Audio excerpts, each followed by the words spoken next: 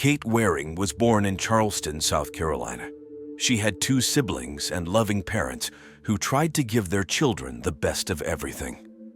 From a young age, Kate showed a deep affection for animals and began volunteering at various shelters during her teenage years. She was also a dancer, had many friends, and was a very positive person. Everyone thought she had grown up in a very good environment, and to some extent, this was true. But one day everything changed. Just before going to college, Kate confided in her parents that someone close to their family had abused her when she was younger. She apparently did not reveal the identity of the individual, as this information is not found anywhere. The revelation was a real shock to Kate's parents. They had no idea what their daughter had been going through for years. After sharing this terrible secret, her mother and father did everything they could to help her, but the consequences of such trauma only seemed to worsen over time. Initially, Kate struggled with alcohol and later with illegal substances. At one point, her parents suggested she undergo therapy, which she accepted. They also encouraged her to move back home and live with her family, which supposedly would also help her cope with her problems. By then, Kate was an adult and lived separately, but despite everything, she agreed to return home. At first, it seemed that therapy was truly having a positive effect, but Kate continued to be unable to shake off the heavy burden of the past and start living life to the fullest. The psychiatrist she visited diagnosed her with depression. But at one point, everything changed. Her father, who was always concerned and striving to help her, suggested taking a trip to any part of the world she chose. Kate was excited by the idea and soon decided she wanted to travel beyond the Arctic Circle. Her dream was to see polar bears, and despite her sad experience, she still felt a great love for animals. They began to look for suitable tours and soon bought tickets for a trip to the Arctic Circle by boat. Kate was eager to embark on this exciting journey. At that point, her parents saw her depressive state being replaced by a cheerful and positive attitude. When they finally took the trip, Kate was delighted. She and her parents had a great time, and she experienced many positive emotions on the boat that took them to the Arctic Circle, where Kate met another Russian tourist. They kept in touch throughout the trip and continued writing to each other afterward. Kate grew fond of him, and sometime after returning home, she decided to go to Russia. There they reunited, and she even considered staying longer in the country, but was prevented from doing so by visa issues, forcing Kate to return home. Despite this, it seemed that Kate had finally managed to overcome her depression.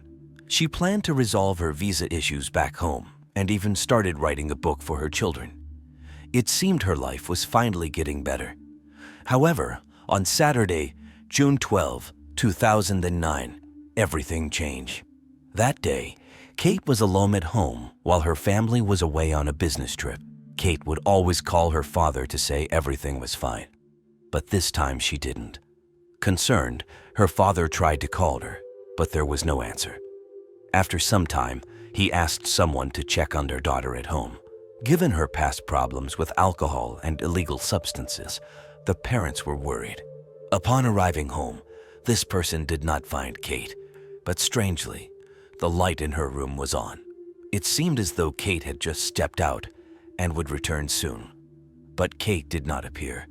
It was also discovered that Kate had left important medication at home, which she needed to take regularly.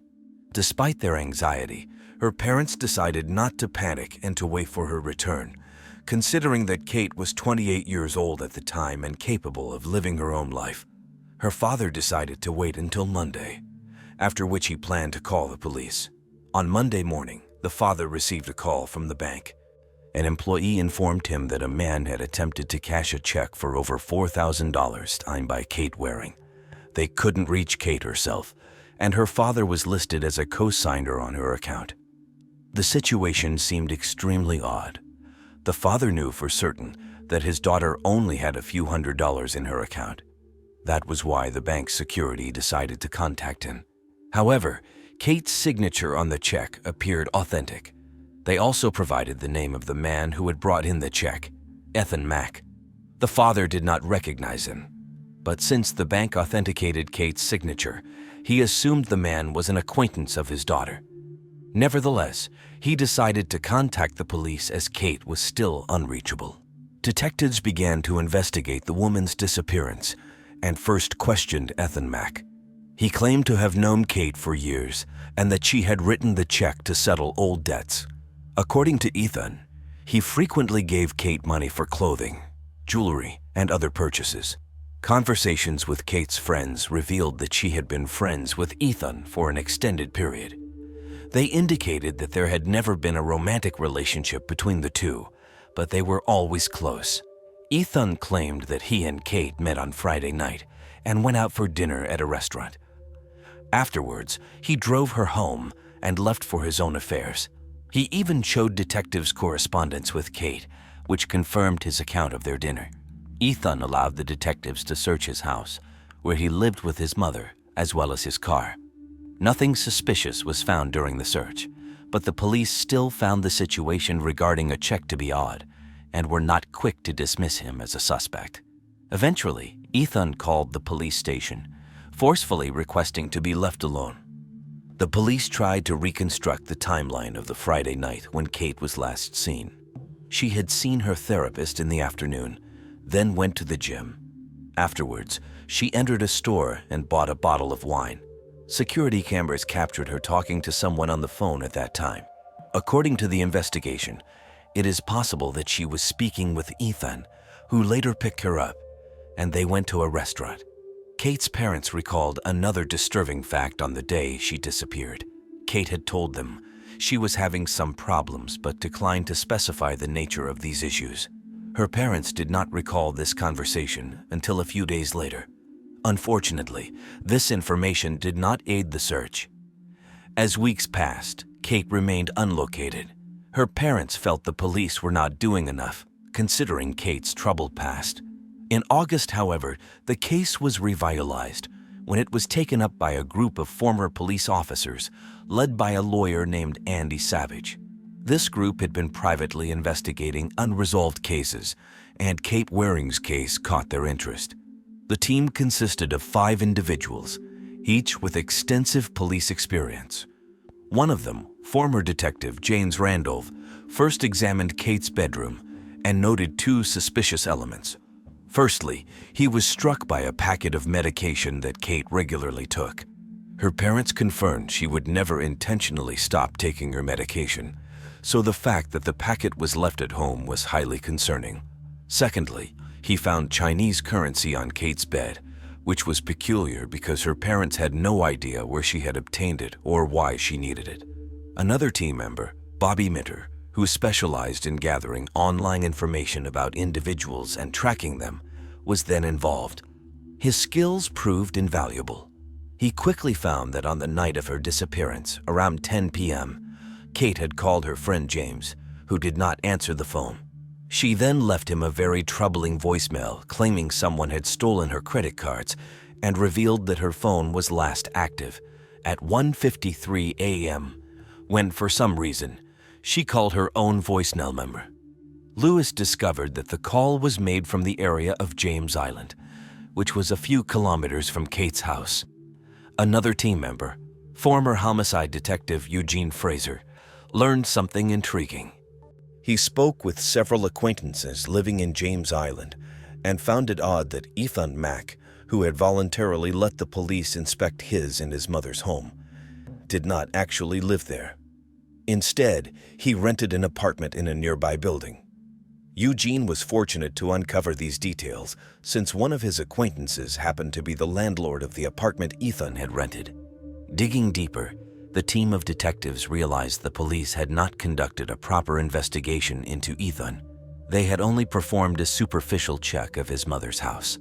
The team decided to investigate on their own and found that Ethan had a girlfriend named Heather Camp. When they asked Kate's parents if they knew the woman, her mother recalled a strange story. Kate had met Heather about a month before she disappeared on a train from Washington, D.C., where Kate had been having issues with her visa for Russia. After meeting her on the train, Heather told Kate that she had been robbed of her wallet and now had nothing to live on. Kate agreed to help and lent her a significant amount of money. Heather claimed she had landed a job as a pediatric surgeon in South Carolina and was supposed to start in the coming days. Later, Heather announced that her daughter had died in a car crash in New Jersey, and her behavior appeared completely irrational. She did not go there, and her demeanor suggested that her daughter's death did not affect her greatly. The detective team discovered another curious fact. Heather was facing a fraud case in Indiana. The charge was that she had been posing as a licensed doctor by falsifying the necessary documents. The team thus gathered an impressive set of data that forced them to look at the case from a different angle. They passed all this information to the police, but the police were completely reluctant to continue the investigation. The team realized that the only way to get the police to take action was to present incontrovertible evidence that implicated Heather in Kate's disappearance. To achieve this, the team took extreme measures. First, they asked the person who rented the apartment to Ethan Mack to install a hidden camera in front of his apartment door. Moreover, they installed a hidden GPS tracker in Ethan's car. This allowed the team to monitor his movements and see what he was doing. It didn't take long to bear fruit. After examining Ethan's travel patterns, the detectives discovered that he had stopped at numerous pawn shops around the city. They followed his trail and found out that at each of these pawn shops, the man was selling various pieces of jewelry in small batches. Unfortunately, they couldn't ascertain if the jewelry belonged to Kate, but the detectives felt they were getting closer to a clue. After some time, they encountered a serious problem. The landlord of the apartment where Ethan and Heather were staying informed them that he was going to evict them for non-payment. The teen realized that if he did, they would lose the chance to watch their behavior and movements. So, they made an effort to persuade the landlord not to do it. Along with this, the detectives urgently devised a new plan. They asked the landlord to give Ethan and Heather an extra period to pay the rent, but with one condition.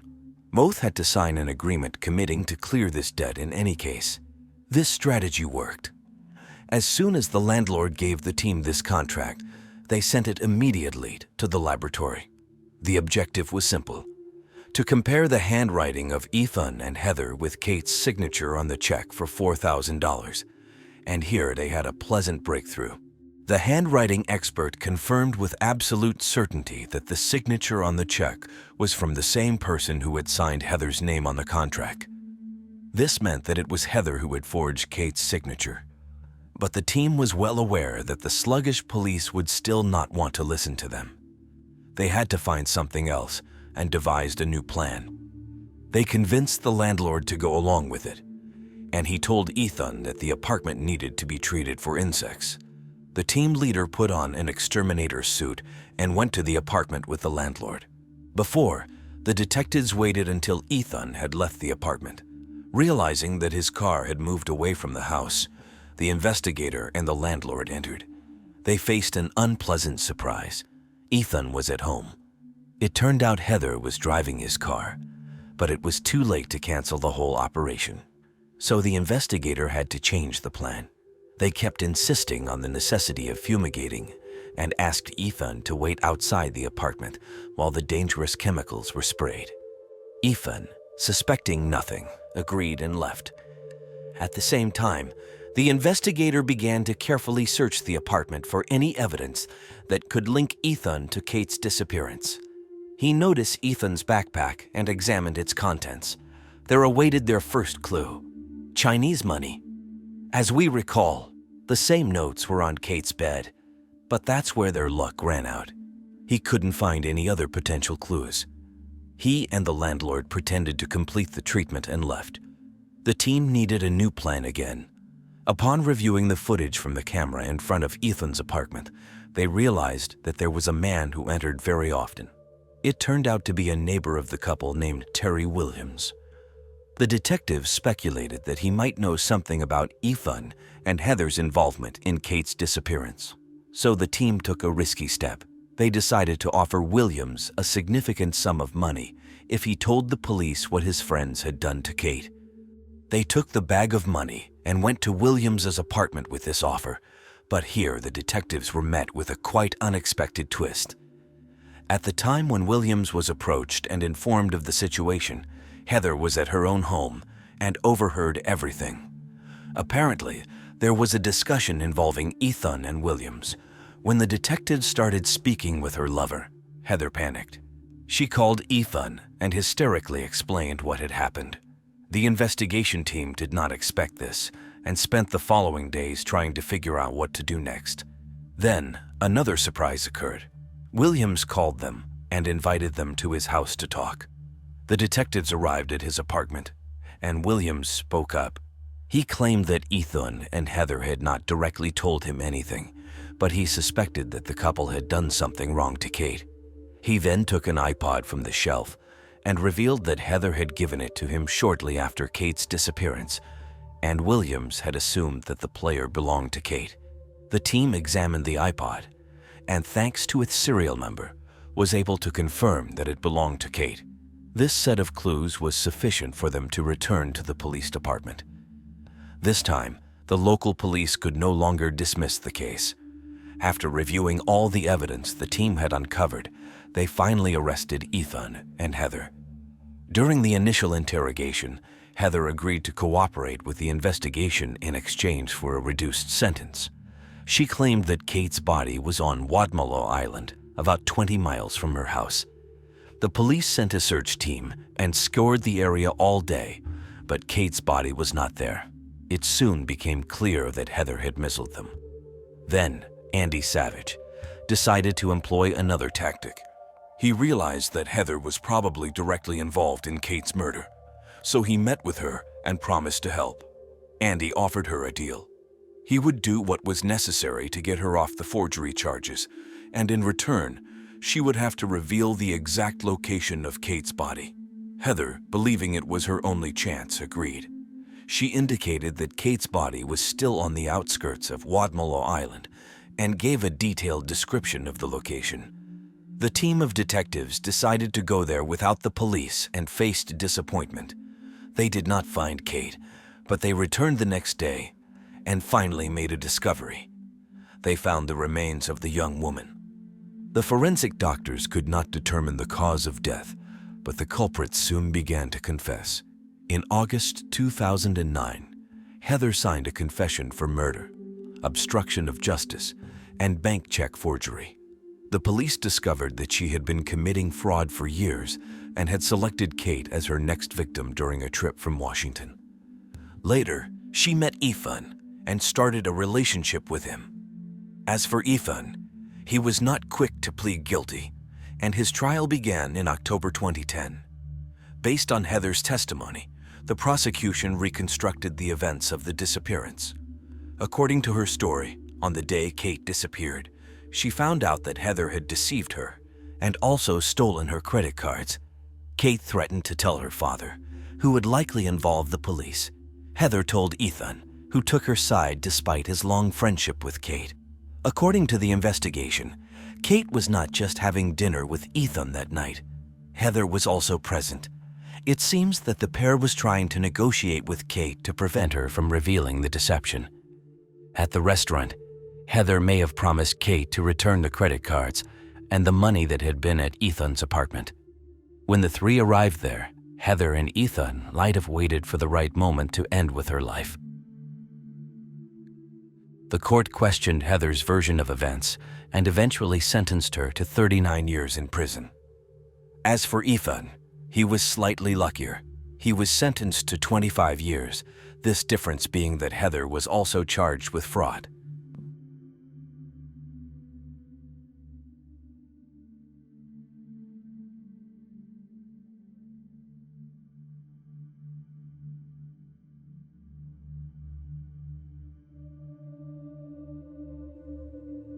Stephanie Bennett was born on August 30, 1979, in the small American town of Rocky Mount, Virginia. After her parents divorced during her childhood, Stephanie lived with her mother. Despite the divorce, her father lived nearby, and Stephanie would see him nearly every day. Later on, her father remarried, giving Stephanie a stepsister named Diana. Upon finishing high school, Stephanie attended Roanoke College, which was 350 kilometers from her home. In her senior year, she met a young man named Walter, and they started dating. After college, the couple split but continued their relationship even as they moved to different cities. Stephanie moved to Raleigh, North Carolina, alongside her stepsister Diana and a mutual friend named Emily. The three shared an apartment in the Bridgeport residential complex located in a quiet, peaceful area on the outskirts of the city. Stephanie secured a job at IBM, while her boyfriend moved to Greenville, South Carolina, to pursue an engineering degree. After living in Raleigh for about a year, and with Stephanie recently having turned 23, she, her stepsister, and her friend were planning to relocate to different cities. Stephanie intended to move to Greenville to be with Walter, and the couple had already begun looking for a place to live together. In May, Stephanie visited Greenville, where she and Walter viewed several apartments and chose one suitable for them. Upon her return to Raleigh, she found that Emily had moved to another city, and Diana had left for a few days to attend a funeral. On the night of May 20, Stephanie came home from work and spoke on the phone with Walter, who was to fax her the lease agreement for the new apartment for her signature. They agreed that Walter would send it the following day when Stephanie could use the fax machine at her workplace. The next day, Walter was unable to reach Stephanie by phone, either at work or at home. After several unsuccessful attempts and Stephanie failing to show up for work, her friends and family became concerned and contacted the police. When the police arrived at her apartment, they found Stephanie deceased on the floor of her bedroom. Upon finding identification documents and confirming through a photograph, they identified Stephanie as the victim. Investigators noted a dirty clothes hamper under the window of Emily's bedroom, which had been moved. They surmised that the killer could have entered the apartment through the window. Additionally, they found the home phone in Emily's bedroom closet with its cord cut, suggesting the perpetrator had hidden there and disabled the phone to prevent the victim from using it. After speaking with Diana, the police learned that several items were missing from the apartment. The perpetrator had taken $8 from Stephanie's wallet, 2 recorders, and the clothes hamper from Stephanie's room, presumably to carry the stolen items. Forensic experts found DNA evidence on the victim and took a sample, but it did not match any records in the FBI database. The cause of death was determined to be asphyxiation. Notably, the murder weapon was not found at the scene, leading to the belief that the killer had taken it. Investigators interviewed other residents of the apartment complex, hoping someone might have seen the killer. During these interviews, it came to light that for several months, residents have reported someone lurking around and peeping through windows of the complex. The manager was questioned, but the complex administration could not locate the suspect. Notably, at least once, this individual was seen at Stephanie's window. Moreover, a few months before, an unknown man attacked a woman jogging near the lake by the complex. After this incident, Stephanie was scared to stay alone in her apartment and wished to move to Greenville as soon as possible. Investigators examined the complex's surroundings and found something peculiar. In the bushes, they discovered several dozen women's underwear, later identified as belonging to Stephanie. The police theorized that the murderer might have taken these from the apartment, but then discarded them in the bushes for some reason. However, this theory was soon disproved. It turned out that a teenager living in the adjacent apartment regularly entered Stephanie's room and stole her underwear, then discarded them in the bushes. The young man admitted this when questioned by investigators, but denied any involvement in the murder. His DNA did not match the sample from the crime scene, so he was no longer considered a suspect. The police thought that the man who had been spying on women through the apartment windows was the most obvious candidate for the murder. After speaking with everyone who had seen this mare, the detectives created a composite sketch and published it in the newspapers, but without success. As standard procedure, investigators checked Stephanie's boyfriend, who voluntarily provided a DNA sample that did not match the murderer's. Additionally, at the time of the murder, Walter was several hundred kilometers away and could not physically have been at the scene. Subsequently, The police asked all the men in the complex to voluntarily provide a DNA sample. This also yielded no results. No match was found among the 283 DNA profiles received, and at this point, there were no significant leads. Detectives organized surveillance of the apartment complex in hopes of catching the man who had been spying on residents. To their surprise, they soon succeeded. On June 3, police observed a man approaching several ground floor windows and looking inside the homes. While at one of the windows, this man began to masturbate, and the police immediately arrested him. This individual turned out to be Christopher Lee, who had been convicted multiple times for peeping and stalking women, including a 3-year prison sentence for harassment in 2000. The detectives thought they had finally caught the killer, but were disappointed. Christopher's DNA did not match the sample found on Stephanie's body. He was charged with peeping but was no longer considered a suspect in the murder. The police continued working on the case without any significant leads. A year later, the lead detective heard about a lab in Florida that could determine a person's ethnic ancestry based on their DNA. Despite doubts about this technology, he did not want to miss an opportunity, so he sent the DNA of 4 of his colleagues of different ethnic backgrounds as a test. The experts completed the task with 100% accuracy, and the detective then submitted the killer's DNA from Stephanie's case. At the lab, they determined that the DNA owner was Caucasian, but this information did not significantly aid the police. In August 2003, the victim's father offered a $100,000 reward for any information leading to the capture of the killer. Stephanie's mother wrote a letter published in local newspapers, imploring people to share any information with the police that could help identify the suspect. This generated some new leads, but they led nowhere. In April 2004, based on numerous witness accounts, the detectives decided to re-interview all residents of the complex. They learned that the man arrested for peeping might not be the only one lurking around the complex buildings and looking through others' windows. Having identified the first man and possessing his photos, the investigators wanted to speak again with residents who had seen a man spying around. Unfortunately, none had seen his face. He often appeared during the dark hours, wearing a hood over his head. Some witnesses mentioned they had seen him without a hood, but could only make out his long hair. Detectives interviewed dozens of individuals until they finally found someone who had seen this person near Stephanie Bennett's window before her murder. This witness already had given a statement to the police, but now remembered something else. He saw the man a few days after the incident. The man was walking his dog near a wooded area behind the residential complex, recognizable by his hoodie. The witness watched the man until he disappeared among the trees with his Labrador. It seemed the witness had either forgotten this detail or hadn't thought it related to the murder, so the police didn't have this information during the initial interrogations. 2 years after Stephanie's death, detectives learned they should be looking for a man with a Labrador who, since he walked the dog in that area, likely lived nearby. Detectives found an interesting fact. There was another residential complex behind the wooded area where the man was spotted. Assuming the dog owner might live there, the police inquired with the complex staff if they knew of a man with a Labrador.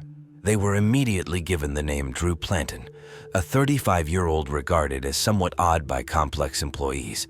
He was described as reclusive, hardly speaking to anyone, never making eye contact, and always wearing loose-fitting clothing, presumably to avoid drawing attention to himself.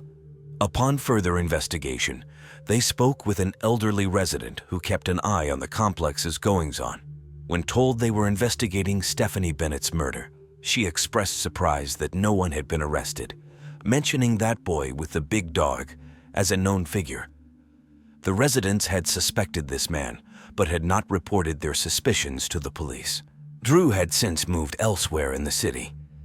The detectives attempted to contact him at his new apartment, but received no response despite repeated visits at various times.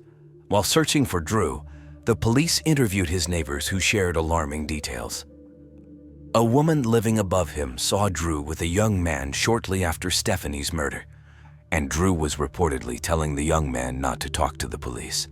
This led investigators to believe that the young man might have been involved in the theft of undergarments from the victim's apartment.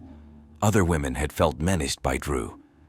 They observed him while jogging or in secluded places, watching closely or even following them. Unable to contact Drew at home, detectives found his workplace and approached him there.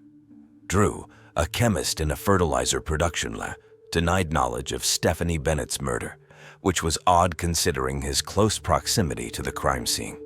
He was uncooperative, but agreed to answer questions at his home at a scheduled time.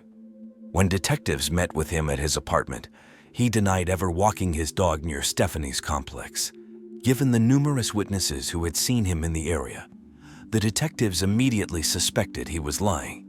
He also claimed not to wear glasses, contrary to his driver's license information and witness descriptions of a man peering into apartment windows wearing glasses.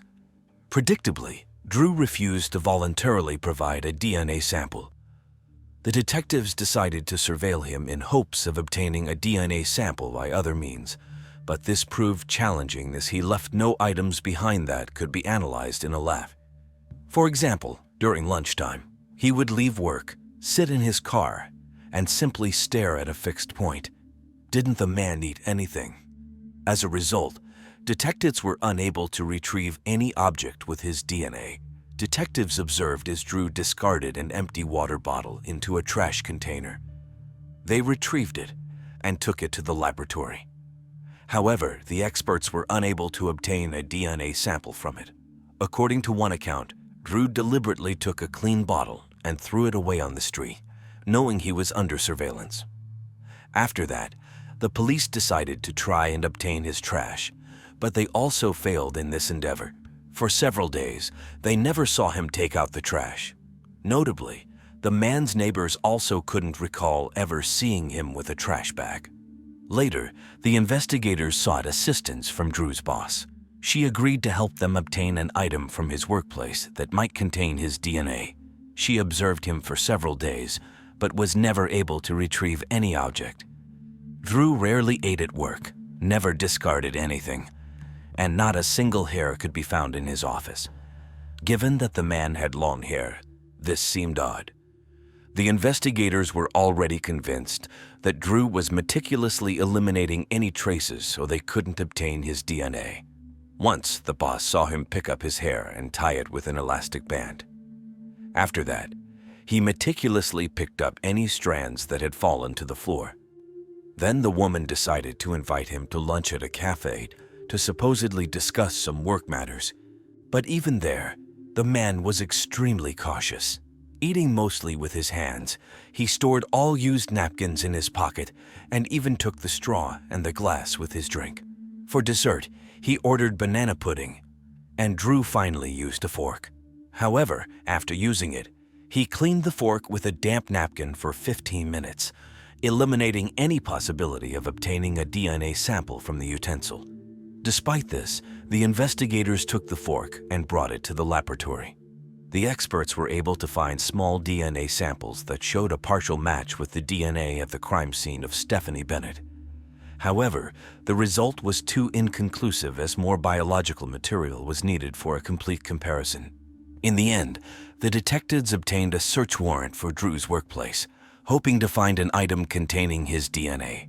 The investigators were also concerned that the man might flee once he realized they were executing the search warrant, so they decided to conduct it at night. Among the suspect's belongings, they found gloves he was supposed to use while working with chemicals. The detectives suspected that his DNA might be inside the gloves, so they took them and replaced them with another pair. They still feared that Drew might flee if he realized the police had his DNA. Experts found biological material inside the gloves, and the DNA analysis showed a complete match. Finally, the detectives were confident that Drew was responsible for the murder of Stephanie Bennett and had undeniable evidence in their hands. On October 18, 2005, the police quietly surrounded the laboratory where the man worked and waited for him to exit. The investigators feared that attempting to arrest him inside the building might lead to him taking a colleague as a hostage or attacking them. These fears were not unfounded, as when the man left the building, they immediately arrested him. They found a loaded firearm in his possession, indicating he was well aware that the police were close to capturing him and had no intention of surrendering easily. During the interrogation, which lasted more than 6 hours, Drew did not say a word, refused food and water, and barely moved. In the end, detectives had to place him in a wheelchair to move him around. With a search warrant for his apartment, the investigators found a stash of stolen clothing belonging to Stephanie. Additionally, they discovered 9 pistols, 2 rifles, 40 knives, a pair of handcuffs, and a machete. They also found lock-picking tools and handcuffs. The detectives came across a notebook with dozens of women's names, which they immediately started to trace to ensure their safety.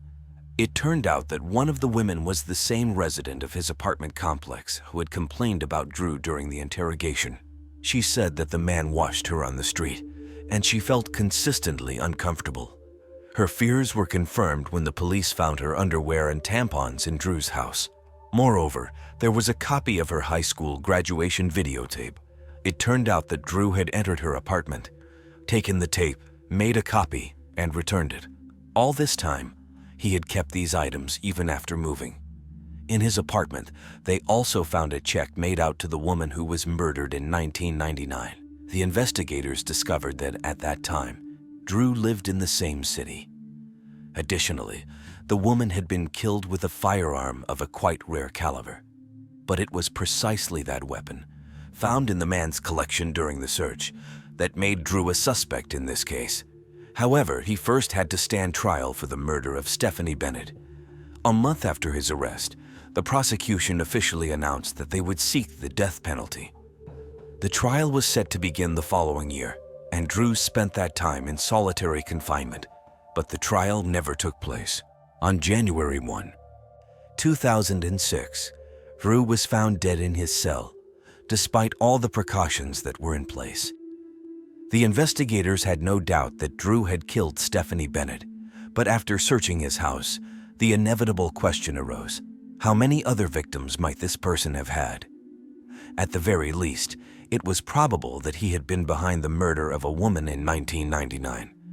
The detectives were almost certain that Drew might have been involved in other crimes as well. After carefully studying his background, the police uncovered several interesting details. Drew was raised in a complete family with 3 siblings. His father constantly humiliated and beat the children until their mother fled with them to another state. As a result, Drew became a very introverted teenager, a trait that intensified over time. Despite this, he received a good education and found a decent job as a chemist. His colleagues said that he was very intelligent, but his social skills were practically non-existent. He had no friends, did not talk to anyone at work, and always tried to keep as far away from the group as possible. Interestingly, Drew's biological brother also had a criminal record. He spied on women with a hidden camera and received a suspended sentence. In 2008, Drew's mother sued the state government, accusing the authorities of allowing her son's death. However, the judge concluded that the prison guards had taken all necessary precautions and could not have stopped the man. Stephanie Bennett's father tried to sue the management of the apartment complex for ignoring residents' reports of a man who was spying, as well as for not paying enough attention to the safety of residents on the premises. According to him, there was insufficient lighting around the buildings in the dark, and anyone could walk there unnoticed. He also found out that the window of his daughter's apartment was broken, but the complex's management did not rush to fix this problem, despite it being their direct duty. In the end, however, he withdrew these accusations without commenting on his decision. Thus, this complex and puzzling case was finally resolved. The police still wonder today how many other victims might Drew have had. The available information suggests that the man was prone to committing serial crimes, but after his death, it became practically impossible to know the truth.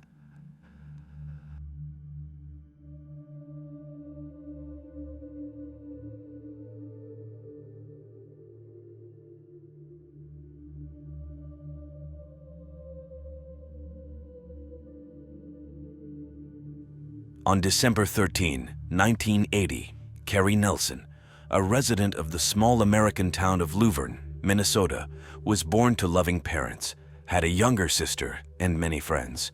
She was a sensitive and kind girl, always trying to help her loved ones and very empathetic towards others' problems. After graduating from her local high school, Carrie attended college in the neighboring state of North Dakota. Her dream was to become a doctor to help people. It was there that she met a boy named Mike Kellen, and after some time, the couple got engaged. Carrie balanced her university studies with a part-time job at Blue Mound State Park, close to her hometown. Her duties included selling tickets for the park and guiding guests who came for camping, hiking, or wildlife viewing. Carrie had been working there for her second consecutive season and was passionate about the place. The job was straightforward, and it also allowed her to spend a lot of time in nature, enjoying the picturesque landscapes. On May 20, 2001, Carrie went to work as usual. That day, only one other girl named Rebecca, who was an intern, was working at the park. In addition to her primary responsibilities, Carrie was tasked with training Rebecca and familiarizing her with the workflow. Carrie's shift started at 8:00 a.m. and was supposed to end at 3:30 p.m. She spent most of the day with Rebecca, explaining the details of the job.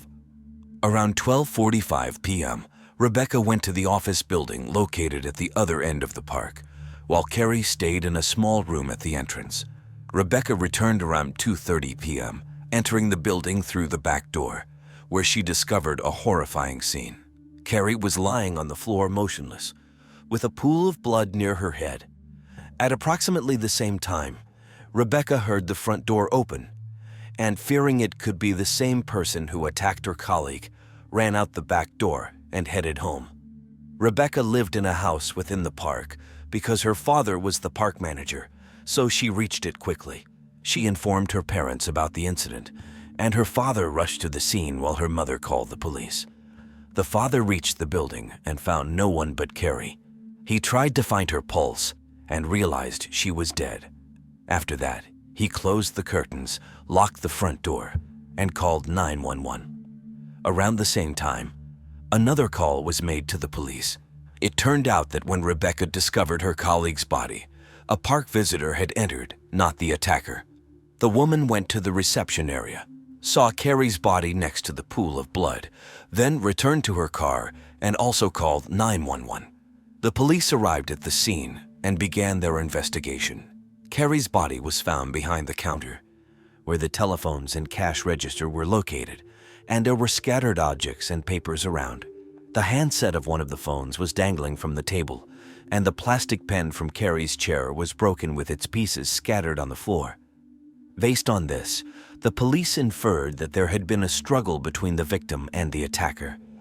After speaking with the administrators, the investigators learned that 2 bank bags intended for storing money from the building were missing. Moreover, the unknown thief had taken cash from the cash register, totaling approximately $2,000 in stolen money. On the floor, the detectives found several clues: a man's wristwatch with a broken strap and a pack of cigarettes. Considering that Carrie did not smoke, the police assumed the cigarettes were left by the killer. As for the watch, they speculated that Carrie might have torn it off the attacker's wrist during the struggle. They also found large orange stone particles on the floor. The park manager told investigators that these particles likely came from a decorative stone with the park's name on it that was located in the reception area. The officers searched all the rooms but could not find the suspect. Given that there was blood spatter on the walls and ceiling of the room, they assumed that this stone had been used as the murder weapon. Meanwhile, their colleagues blocked the road leading to the park's entrance and began questioning all visitors. A couple who was camping reported that around 2:30 p.m., a white car with a brown vinyl roof sped past them. Unfortunately, they could not recall the make or the license plate of the vehicle. The detectives' investigation was complicated by the absence of surveillance cameras in the park, as crimes were extremely rare there. The only clues available were a wristwatch, a pack of cigarettes, and the vague testimonies of witnesses. Medical examiners inspected the victim's body and concluded that the cause of death was blunt force trauma to the head with a heavy object. They suspected that the offender might have used a large decorative stone, but this theory could only be definitively confirmed after its discovery. According to the detectives, Carrie's attack took place between 2 o'clock and 2:30 p.m. at the young woman's workplace. They found a love letter she had written to her boyfriend. In it, Carrie expressed her eager anticipation for their wedding and her desire to have 2 children. She dated the letter at 2 o'clock p.m. Another interesting fact was that the man's watch found near the victim's body had stopped at 2:16 p.m., possibly because Carrie tore it from the wrist of her assailant. The police expanded the search throughout the park, and 5 days later, they found the decorative stone in a nearby stream.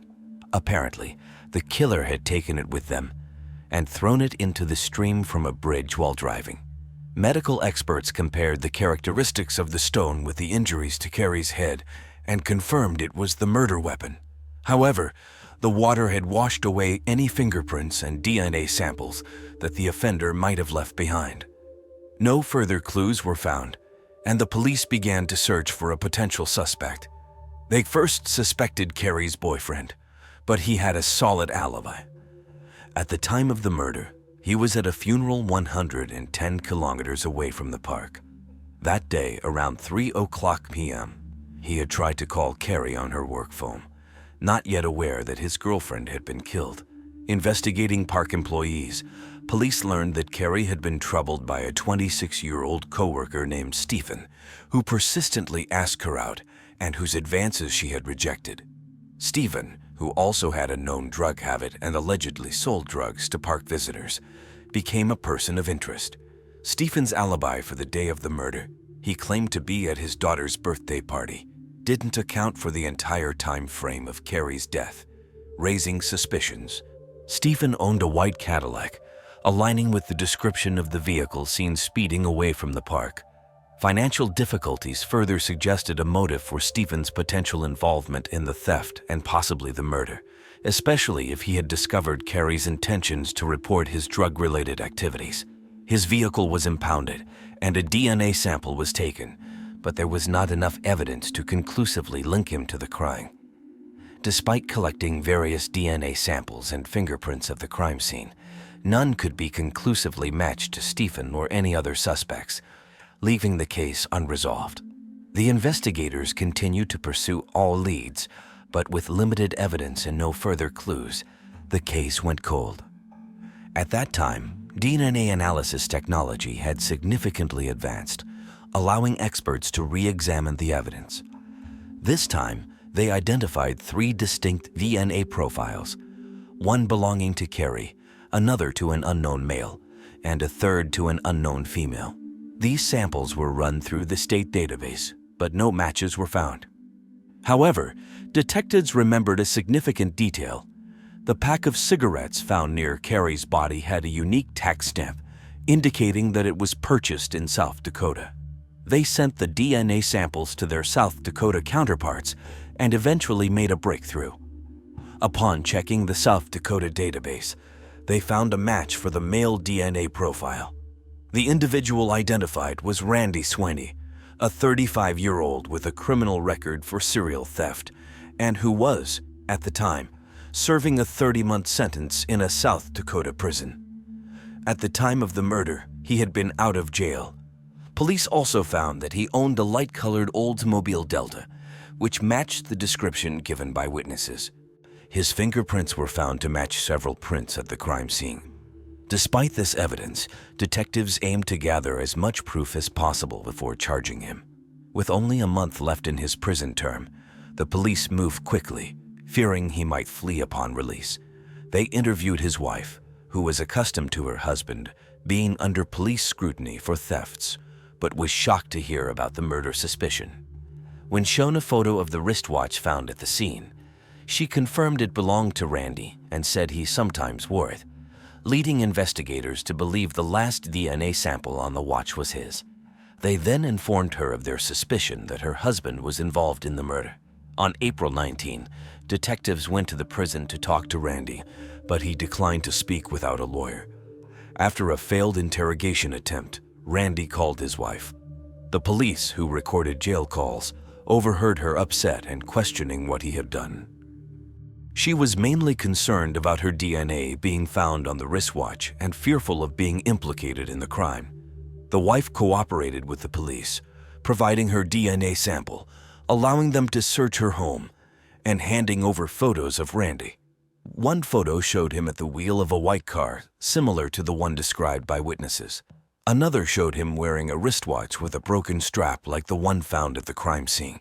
She also confirmed that Randy smoked the same brand of cigarettes found near Carrie's body. All this evidence was sufficient to take the case to trial. Randy was charged on May 8, 2007, a day before his scheduled release. He was immediately transferred to a Minnesota jail, and the prosecution began preparing for trial. According to the prosecution's theory, Randy had initially targeted the park building as an easy robbery site due to the lack of cameras and security, but also the presence of cash. When he entered the building, Carrie may have been in another room. But as she returned and discovered the intrusion, Randy began to steal money from the cash register. She caught him in the act, which led to a struggle between them. Randy then threatened her to open the safe. After accessing the safe, he took a decorative stone and struck her over 5 times, fearing leaving a live witness. Even his relatives, including his wife, testified against him during the trial. They revealed that Randy regularly committed theft, abused illegal substances, and had serious gambling debts, constantly leading him into debt. His former cellmate recounted how Randy mentioned leaving his watch at the crime scene. Another inmate testified that after the police interviewed him in jail, Randy said, "This time they've caught me. I'm looking at life in prison." Randy's defense lawyers maintained his innocence, arguing that he had lost his watch prior to the incident and that the real killer had found and used it. However, this claim was in direct conflict with the DNA evidence found on the watch, which included genetic material from Randy, his wife, and Carrie. The accused claimed he had been fishing about 150 kilometers from the park on the day of the incident, but since he was supposedly alone, no one could corroborate his alibi. He also claimed that he had been in the park only once, long before the murder, which is when he acknowledged he might have left his fingerprints. However, all of the defense's arguments were outweighed by the solid evidence. The defense attorney tried to cast suspicion on others, including Carrie's boyfriend, insinuating he could be a real killer, but these suggestions did not align with the facts. The trial concluded on August 15, 2008. After 6 hours of deliberation, the jury found Randy guilty. He was sentenced to life imprisonment without the possibility of parole. Despite this, he continued to assert his innocence and filed several appeals, all of which were denied. From the start, his defense relied on far-fetched theories that contradicted the DNA evidence and other substantial proof, leaving no chance for his case to be reconsidered.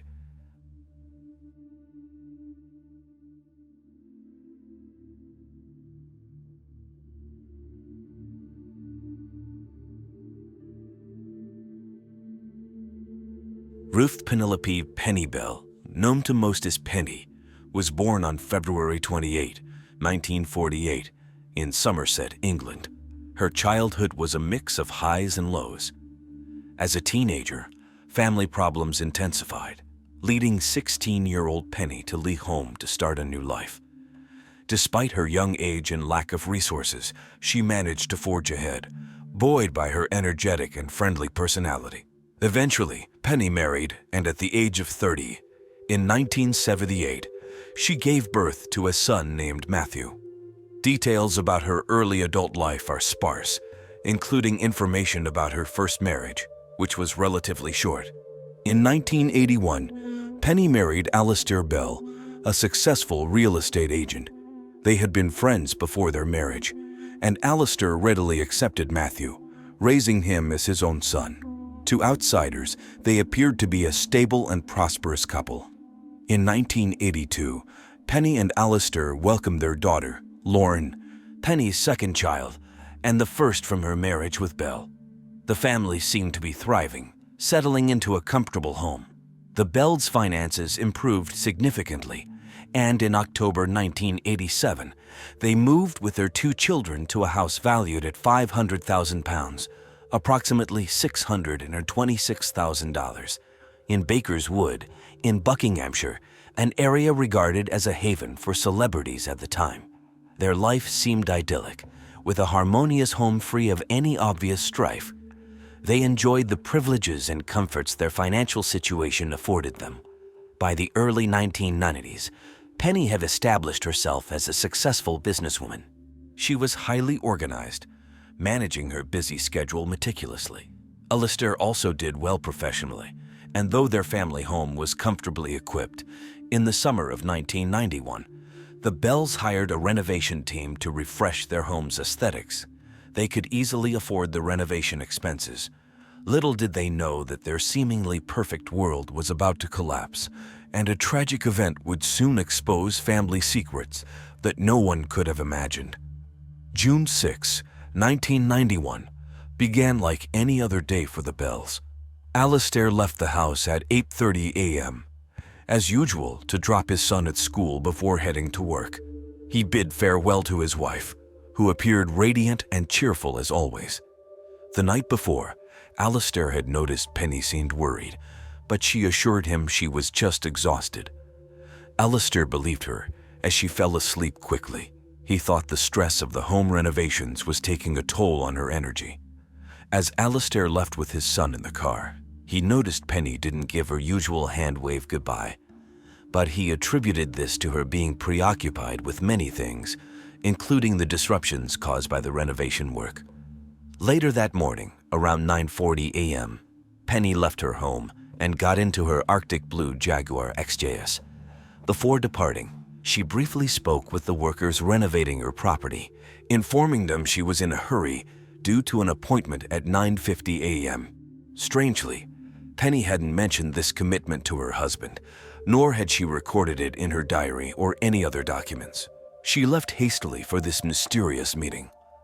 The morning proceeded as usual until, later that day around noon, a shocking discovery of the parking lot of the Gurnell Leisure Centre in Greenford, London, forever changed the course of events. A passerby reported to the police the sight of a woman's bloody body inside a parked car. The vehicle was identified as a blue Jaguar. Responding officers immediately noticed multiple stab wounds on the victim's body.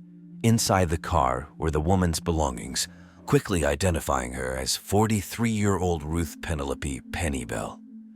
As the investigation began, her body was sent to the coroner's office, where it was determined she had been stabbed approximately 50 times in the chest and arms in what police described as a frenzied attack. Within the crime scene, the central console of the vehicle contained samples of wallpaper intended for the Bells' bedroom. Investigators found it peculiar that Penny had received these samples 15 days earlier, yet she had never shown them to her family. It appeared Penny might have been showing the wallpaper to someone in the car, or perhaps this person intentionally placed them there to stage the scene and mislead investigators. The only person Penny had discussed the wallpaper with was the interior decorator working at her home. That morning, she mentioned seeking the second opinion about the color, which is why she had them with her. Forensic investigations revealed more details about the brutal attack. It was determined that the assailant had stabbed Penny from the passenger seat, then exited the vehicle and attacked her again from the driver's window. Despite the implications, no one witnessed the attack. Police tried to reconstruct Penny's last movements that day and discovered that on June 3, 1991, 3 days before her murder, she had withdrawn £8,500, about $10,600, in cash from the joint bank account she shared with her husband. The purpose of this large cash withdrawal was unknown, especially since she had never withdrawn such a significant sum before. The police believed Penny had this money when she died, but it was not found in the car. Although robbery could be considered a motive, Penny's purse and wallet were still in the vehicle, making it strange for a thief to attack the victim so viciously. On June 8, 1991, The police held a press conference where it was reported that the parking lot of Grinnell Leisure Center was very crowded at the time of the crime. The lot had 153 spaces and was almost full. However, the killer had an advantage. Penny's car was parked in front of a natural hedge barrier, obstructing the view from the front. This location might have been chosen by the killer for its potential to attack and escape unnoticed. Investigators believe the murderer would have been heavily blood-stained after the merciless attack, and it was likely that someone had seen them, as it would have been difficult to go unnoticed. Police requested the community's help, asking anyone who observed anything unusual to come forward. However, no witnesses reported seeing anyone covered in blood near the crime scene. Witnesses did, however, report sightings of Penny on the morning of her death.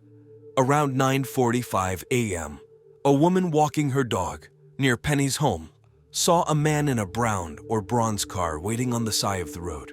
She stated that a blue Jaguar pulled up next to the car, and a man got into the passenger seat. Penny's blue Jaguar was quite distinctive, making it highly likely that it was her. The man was described as around 40 years old, of medium build, wearing a light shirt and dark trousers. Penny's usual route to the office was via the A40. A truck driver reported seeing the car matching the Jaguar's description in Greenford just before 10:30 a.m. He noticed the car was moving very slowly and had a passenger in the front seat. The driver seemed to be trying to park, but the passenger kept correcting the direction, steering the car back onto the road. As the witness passed the car, he saw the man's hand on the wheel and noticed a gold chain on his right wrist. Several other witnesses reported seeing the same blue car with its hazard lights on, moving very slowly and occasionally veering into the opposite lane. Despite these observations, no one paid much attention or stopped to see if the driver needed help. Others claimed to have seen Penny's car in the Grinnell Leisure Center parking lot. However, the car was strategically parked near a hedge, limiting visibility from the front. A woman walking through the parking lot noticed the windshield wipers moving on a dry, sunny day and the hazard lights flashing, but she did not look inside the car. These sightings in the public pool parking lot happened less than an hour after Penny left her house. Another witness saw the blue Jaguar with a dark-haired man in the passenger seat. He watched the car enter the parking lot and saw the driver, presumably Penny, look at him and silently mouth a plea for help, though he heard nothing. Despite this, he ignored the call for help and continued on his way. Around 10:45 a.m., a witness saw a man leaving the swimming pool parking lot on foot. He was described as elegantly dressed and not carrying the swim bag, suggesting he wasn't there to swim. It was noted that one side of his face appeared disfigured. Penny had been stabbed multiple times, but the witness did not see any blood on the man's clothes. Similarly, a driver reported seeing a car speeding along Greenford Road. She said she pulled in front of it, thinking there was enough time, but the car quickly closed the distance due to its high speed. The driver signaled with his lights and shouted for her to move aside. Initially, she didn't let him pass but became frightened and stopped. The police were perplexed by these testimonies and the general indifference of those who noticed something amiss but did nothing. Investigators firmly believed that Penny knew her killer.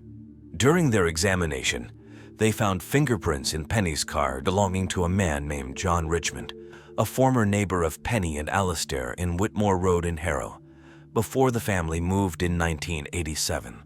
John, who had a criminal record for forgery and smuggling, was arrested in April 1992 and held in police custody until July 1992.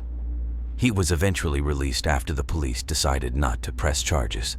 In December 1994, John contacted the Daily Sun newspaper, claiming he was the person Penny had planned to meet on the morning of her murder, but that they had parted ways before she was killed.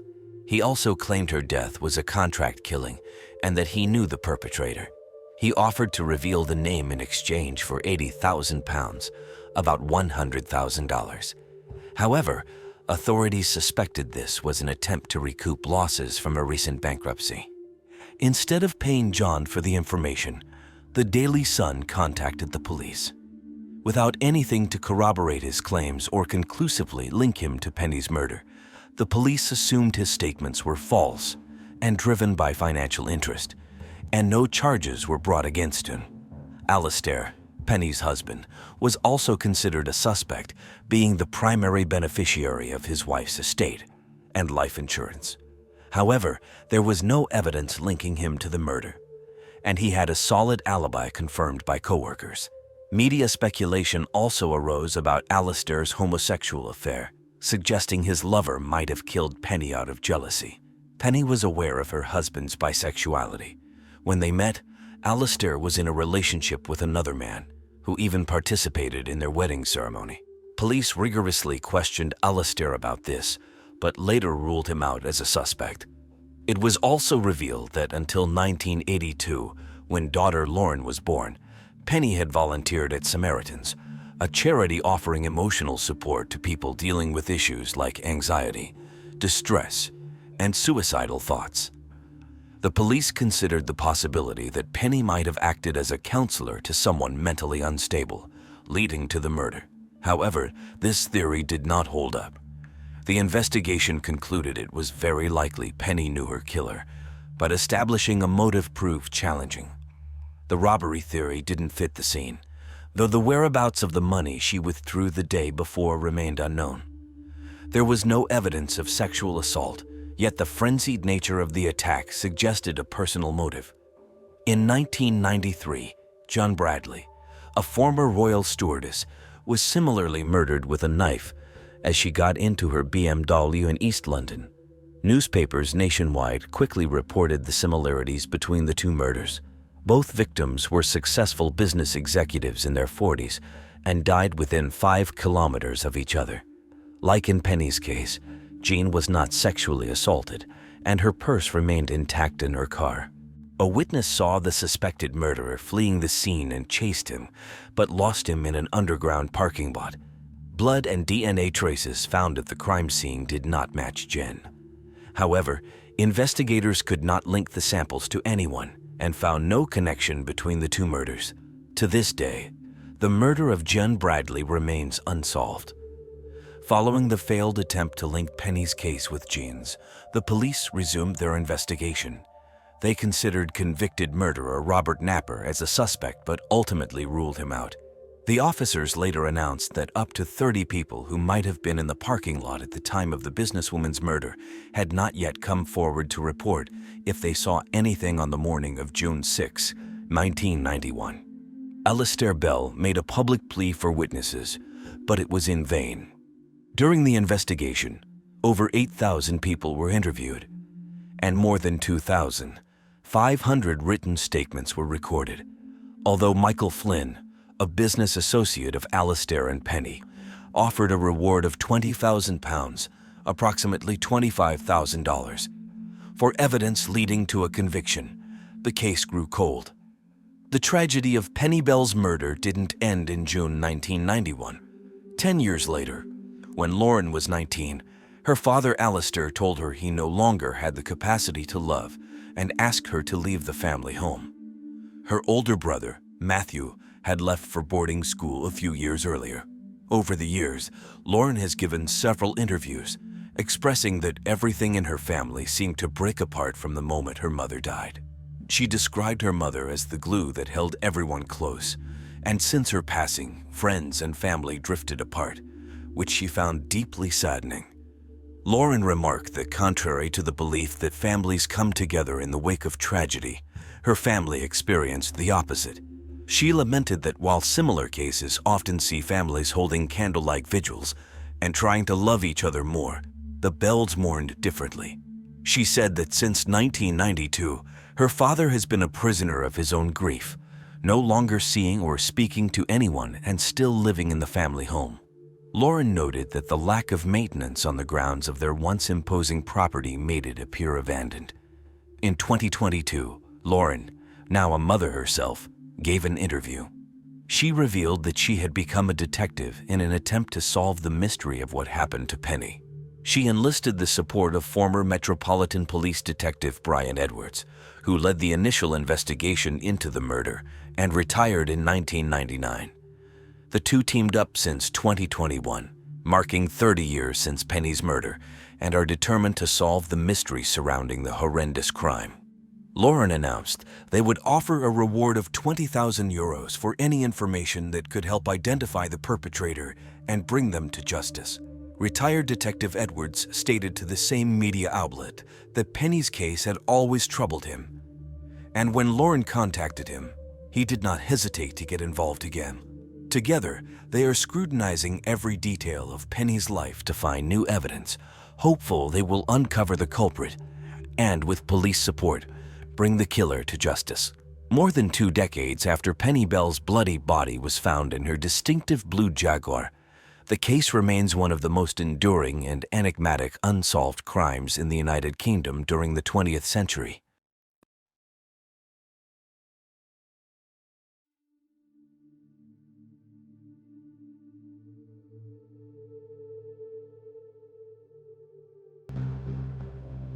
Maria Balin Bernal was born on March 14, 1988, in Quito, Ecuador. Maria studied law at the Central University, where she graduated as a lawyer. She later obtained a specialization and a master's in criminal law from the Andean University Simón Bolívar, and also held a master's in oral litigation from the California Western School of Law.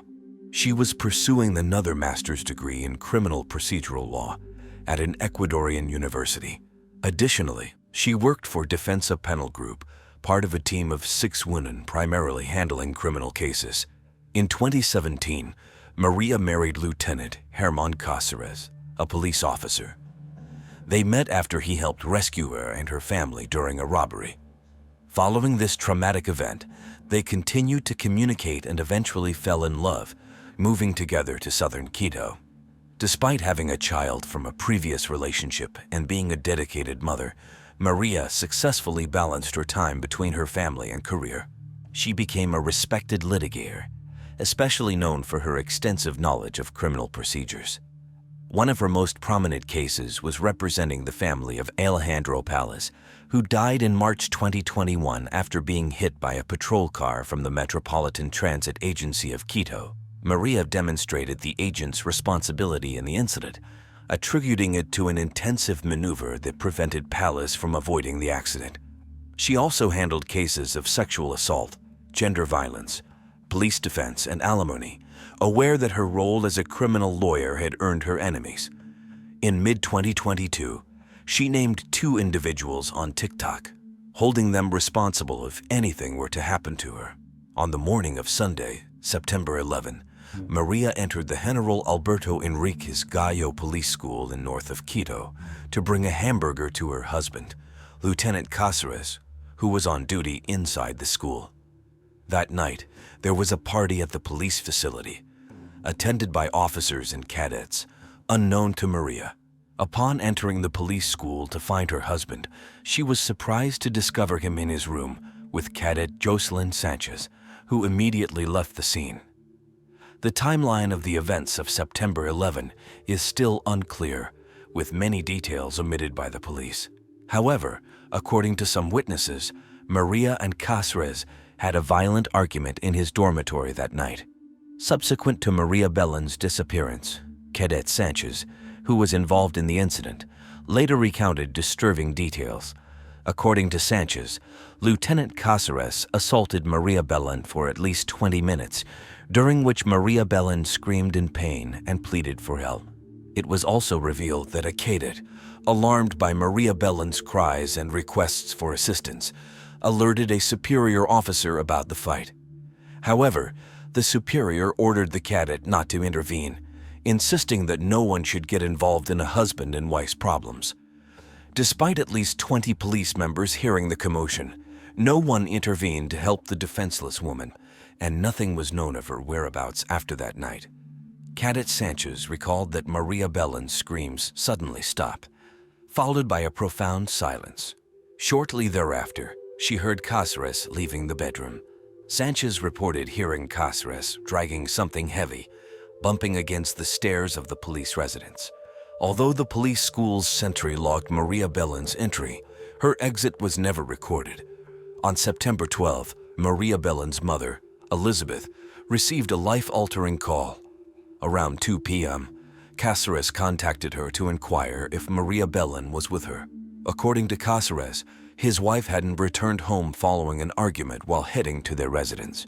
He claimed that Maria Bellin exited their car and took a taxi. Elizabeth pressured Cáceres to report Maria Bellin's disappearance to the authorities, but he excused himself, saying his superiors wouldn't allow him to leave work for this task. Elizabeth, undeterred, requested one of Cáceres' superiors to permit him to file the report. That evening around 5:30, Maria Bellin's disappearance was officially reported. The next morning, Cáceres provided a version of events to the police and was even taken to the avenue where he claimed his wife got into a taxi. However, he couldn't pinpoint the exact location where she supposedly crossed the busy avenue, an unlikely place for a taxi to stop in the middle of the night.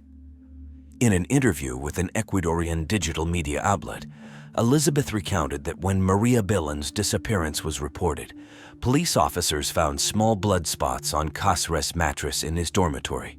When officers prepared to collect a sample, Cáceres objected, stating a judicial order was needed for such a procedure and insisting on the presence of his lawyer during any examinations. These events unfolded in front of Elizabeth, who actively followed the official search for her missing daughter from the beginning. Doubts about Cáceres' involvement grew.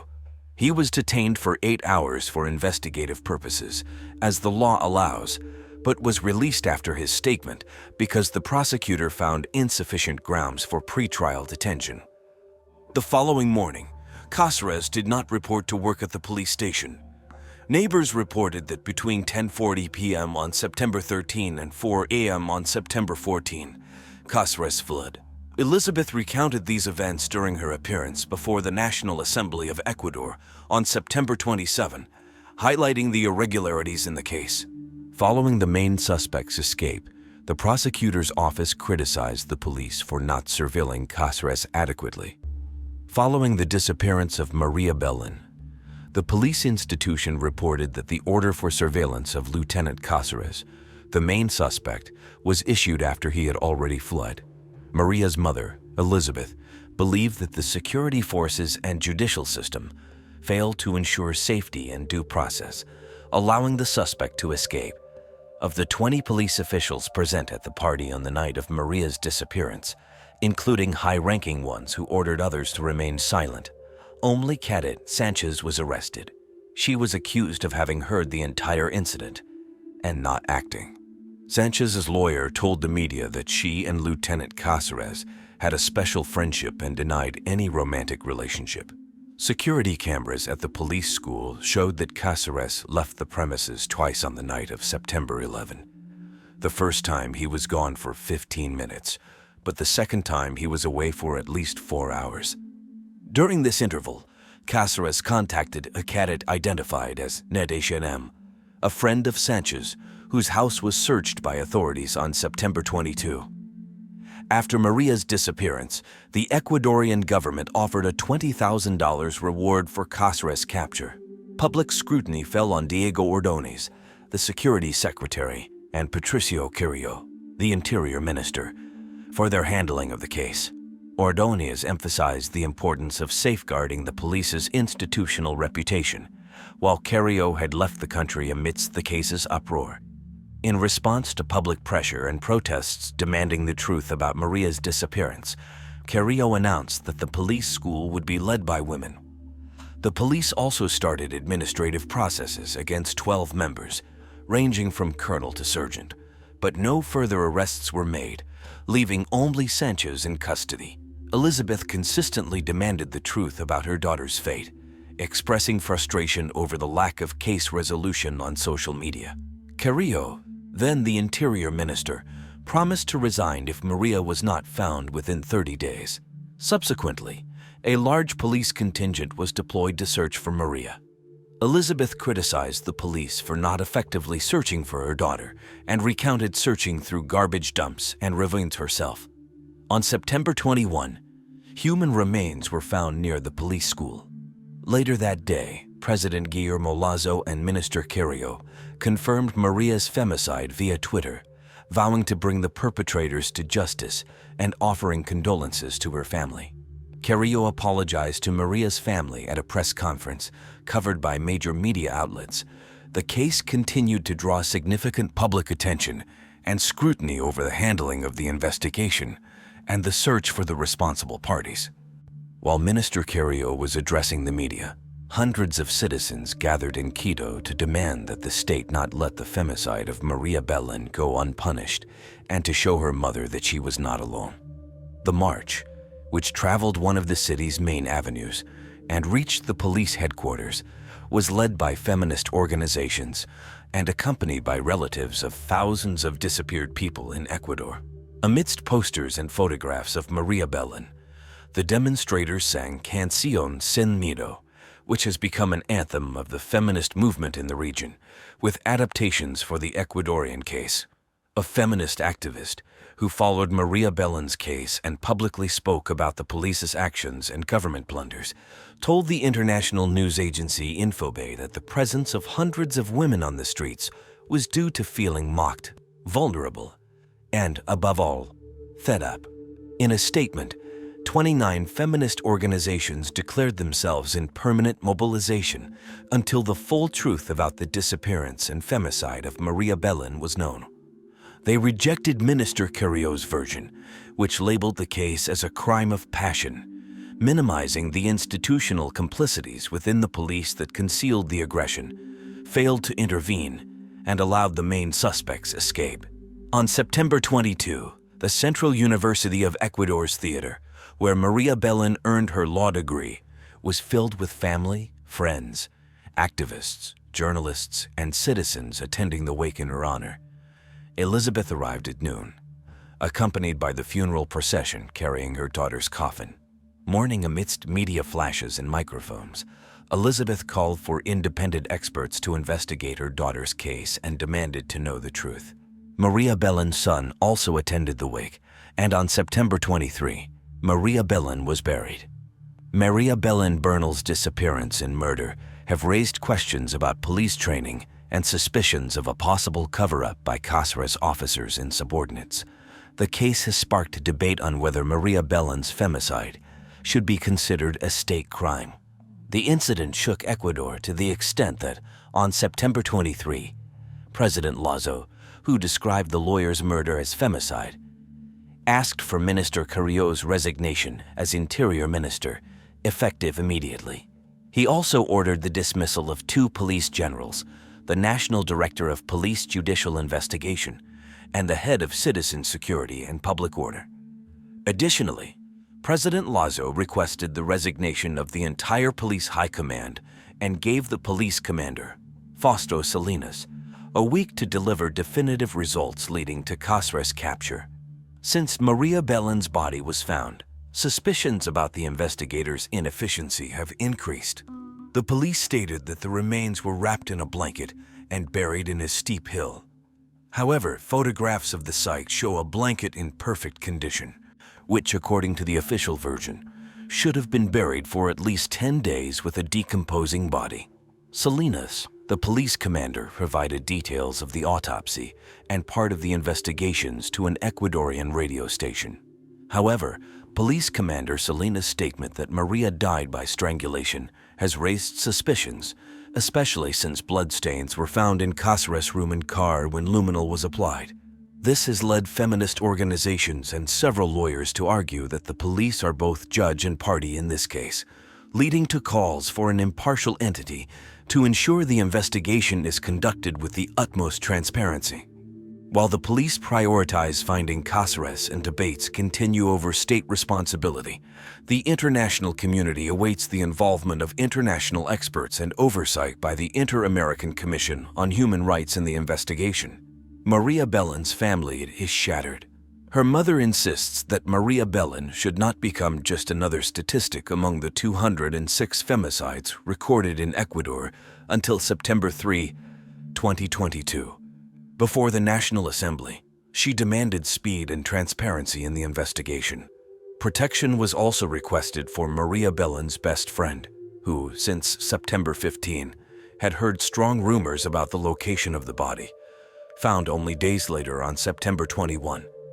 This suggests that authorities did not give due attention to this crucial information. Furthermore, this friend, whose identity is being protected, has received threatening calls from the police. Recent information indicates that Lieutenant Cáceres left Ecuador on the same day the police and prosecutor's office refused to detain him. Surveillance cameras captured him riding his motorcycle across Ecuador to the Colombian border. In Colombia, he traveled to Medellin, where he was last seen in his motorcycle, as reported by Colombian and Ecuadorian media on October 5, 2022. On December 30, 2022, he was arrested in Palomino, La Guajira, Colombia, while working as a bartender. Cáceres, the main suspect in Maria Belón's femicide, was identified through his use of Ecuadorian slang, leading to his capture. He now faces 34 years and 8 months in prison, the maximum penalty in Ecuador for femicide, as reported by local media.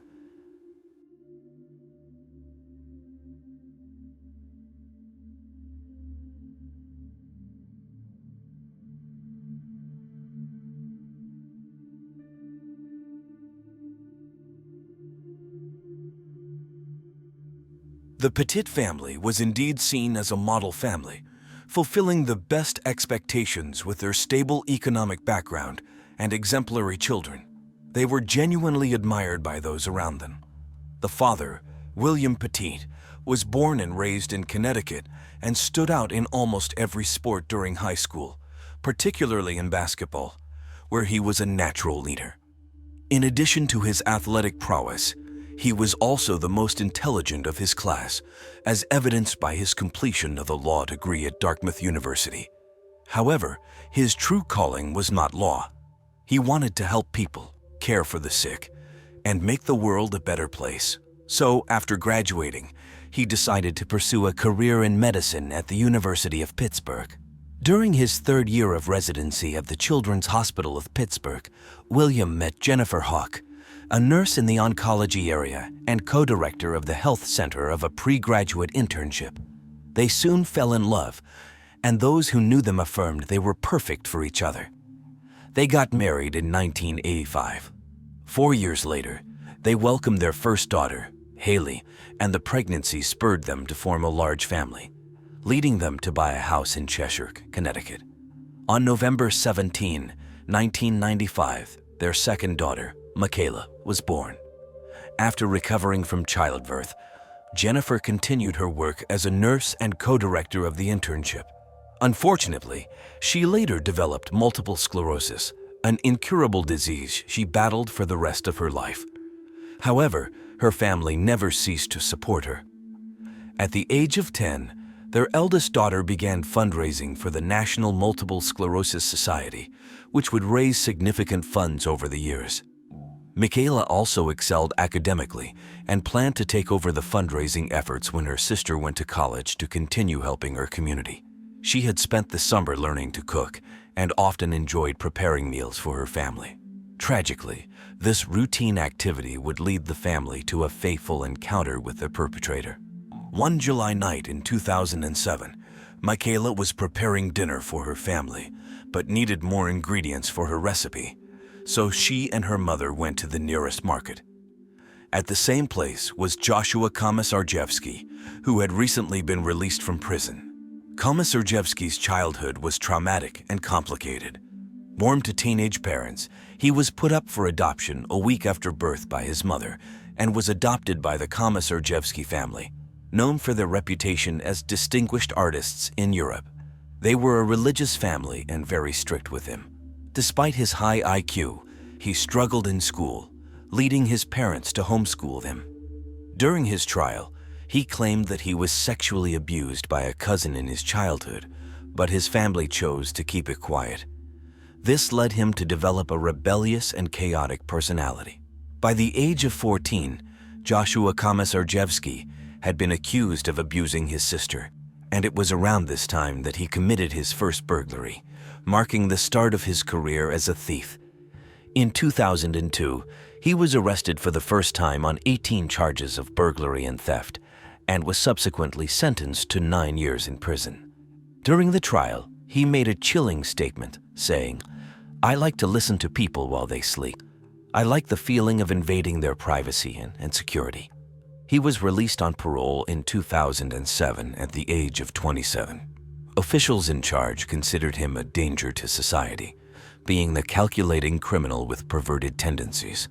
However, the jury did not heed the warnings and declared Joshua ostensibly fit for release. After his release, he stayed in a residence for ex-convicts, where he met his accomplice, Stephen Hayes. Hayes had spent a significant portion of his life in prison, first being incarcerated at the age of 16 in the year 1980. Over the years, he was frequently arrested for violent robbery and burglary. He was sentenced in 2004 and again granted parole in 2006, which led him to the same halfway house where he met Komisarjevsky. Returning to the night of July 22, 2007, Michaela Petit was preparing dinner for her family, but realized she needed more ingredients for her recipe. She asked her mother to take her to the nearest market to shop.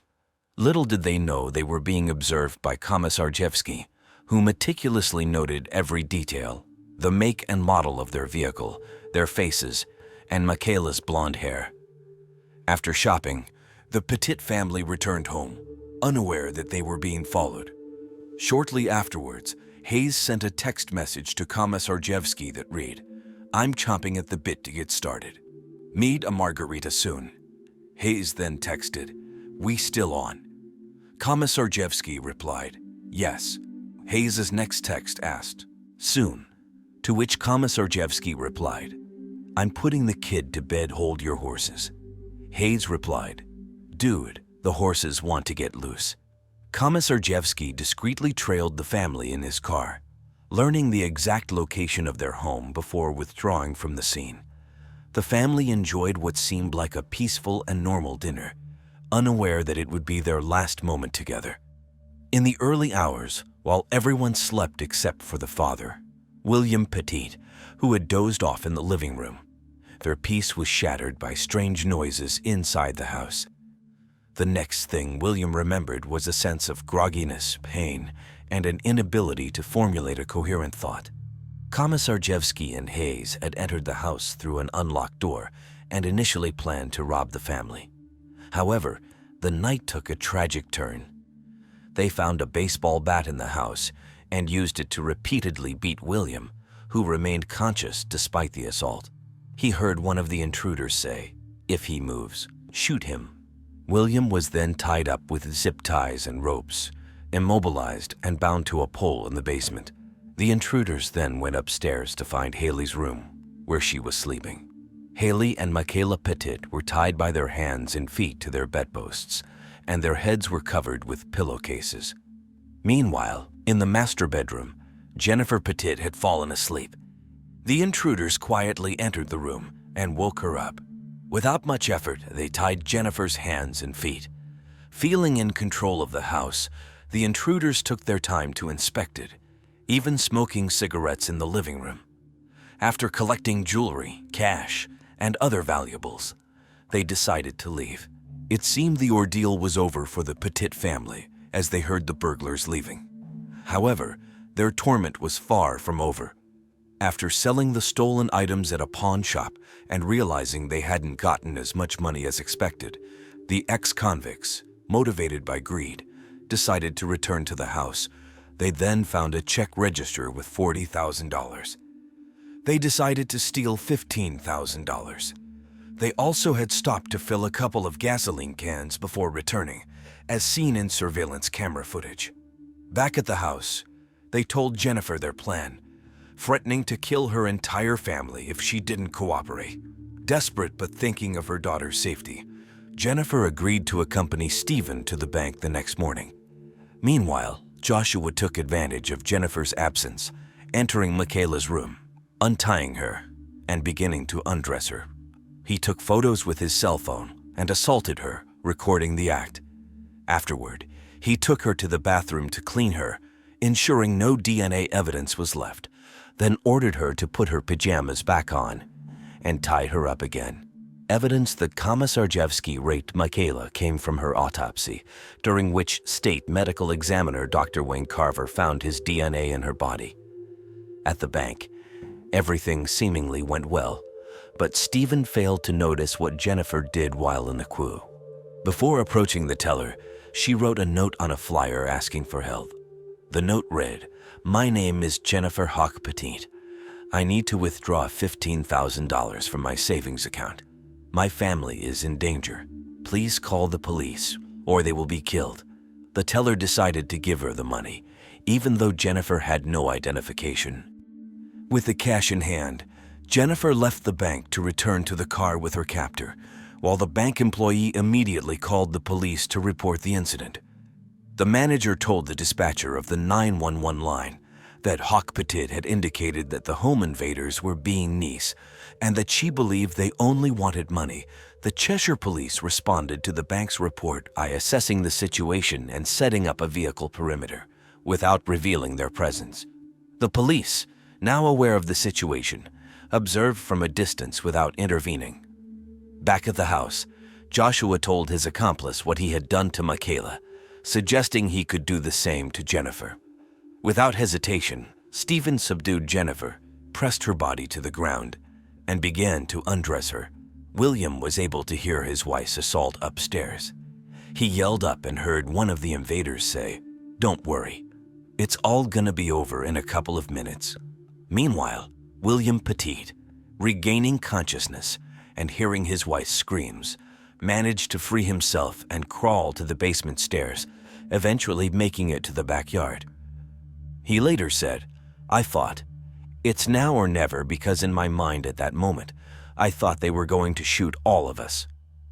In a minute, Joshua went to check on William, only to find that he had escaped.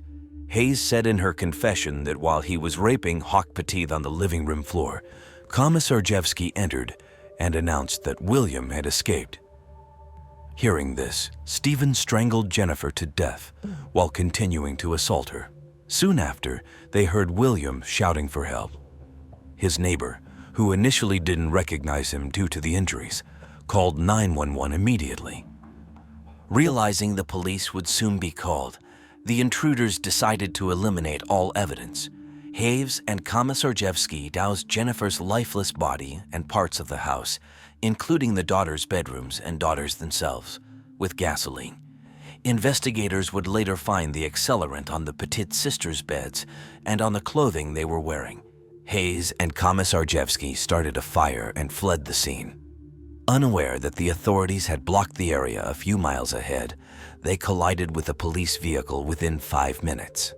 After they were surrounded by the police, the two perpetrators were pulled from their vehicle and arrested. They were immediately identified as ex-convicts. Meanwhile, the fire in the house was rapidly growing. An ambulance arrived and transported the gravely injured father, Dr. William Petit, to the nearest hospital. Shortly afterward, firefighters attempted to combat the blaze and, upon extinguishing it, discovered a horrific scene in the remnants of the house. The first body found was that of Jennifer, completely charred with remnants of rope around her ankles. Upon reaching the second floor, they found Michaela tied to her bed, completely consumed by the fire. Haley, surprisingly, had managed to force her restraints and attempted to escape, but collapsed just a few meters away, having inhaled too much smoke. William had been able to free himself of his restraints, exit the house, and crawl to a neighbor's yard for help. The neighbor initially did not recognize him due to the severity of his injuries. Both Hayes and Komisarjevsky confessed to the murders. Detectives testified that Hayes smelled of gasoline throughout her interrogation. Each assailant claimed that the other was the driving force and mastermind behind the home invasion. Komisarjevsky also blamed William for the murders.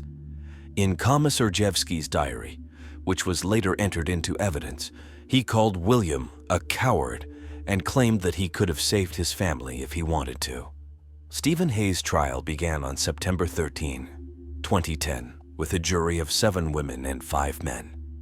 The defense argued that Joshua Komisarjevsky was the mastermind behind the crime and responsible for escalating its violent nature, while prosecutors held that both Hayes and Komisarjevsky shared responsibility. On October 5, after about 5 hours of deliberation, the jury found Hayes guilty. The sentencing phase began on October 18, with the jury initially split over recommending life imprisonment or death. Hayes' defense argued that life imprisonment without parole would be a harsher punishment. On November 8, the jury recommended the death sentence for Hayes on each of the 6 capital felony counts.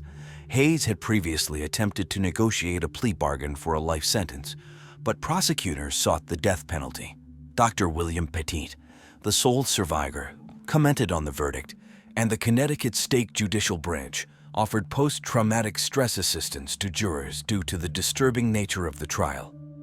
For the first time in state history, the Connecticut State Judicial Branch offered post-traumatic stress assistance to jurors who served for 2 months on the triple murder trial because they had been required to look at disturbing images and hear grisly testimony. On December 2, 2010, Hayes apologized for the pain and suffering he had caused the Petit family and added that death for me will be a welcome relief, and I hope it will bring some peace and comfort to those who I have hurt so much. Judge John Blue imposed 6 death sentences and an additional 106 years for other crimes. However, Hayes' death sentence was commuted to life imprisonment in August 2015 when Connecticut abolished capital punishment. Joshua Komisarjevsky's trial began on September 19, 2011. His attorneys offered a guilty plea in exchange for a life sentence, but prosecutors aimed for the death penalty, arguing that Komisarjevsky was a confused man led by Hayes. Komisarjevsky was found guilty on October 13, 2011, and the jury recommended the death penalty on December 9, 2011. During his sentencing, Komisarjevsky spoke about his shame and hurt caused by the crime, insisting that he did not intend to kill anyone. Judge Blue set July 20, 2012 as Komisarjevsky's execution date, echoing his responsibility for the crime. However, like Hayes, Komisarjevsky's death sentence was converted to life imprisonment in August 2015 after Connecticut abolished the death penalty. The trials and subsequent sentencing of Hayes and Komisarjevsky marked a significant and harrowing chapter in Connecticut's legal history.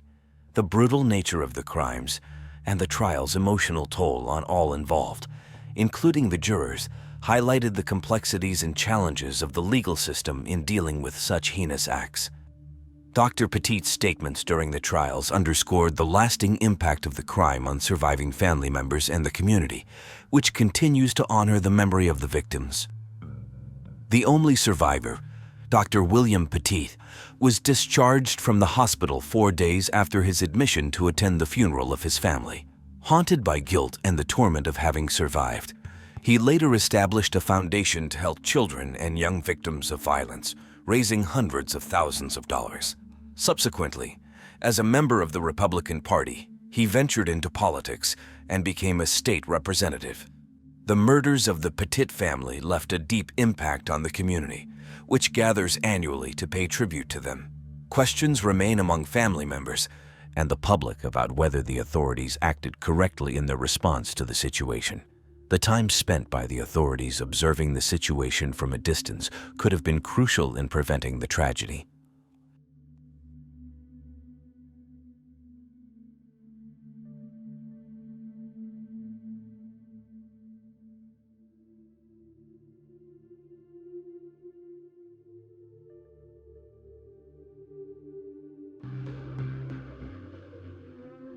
Marlene Warren was born on April 15, 1950, in Michigan, USA.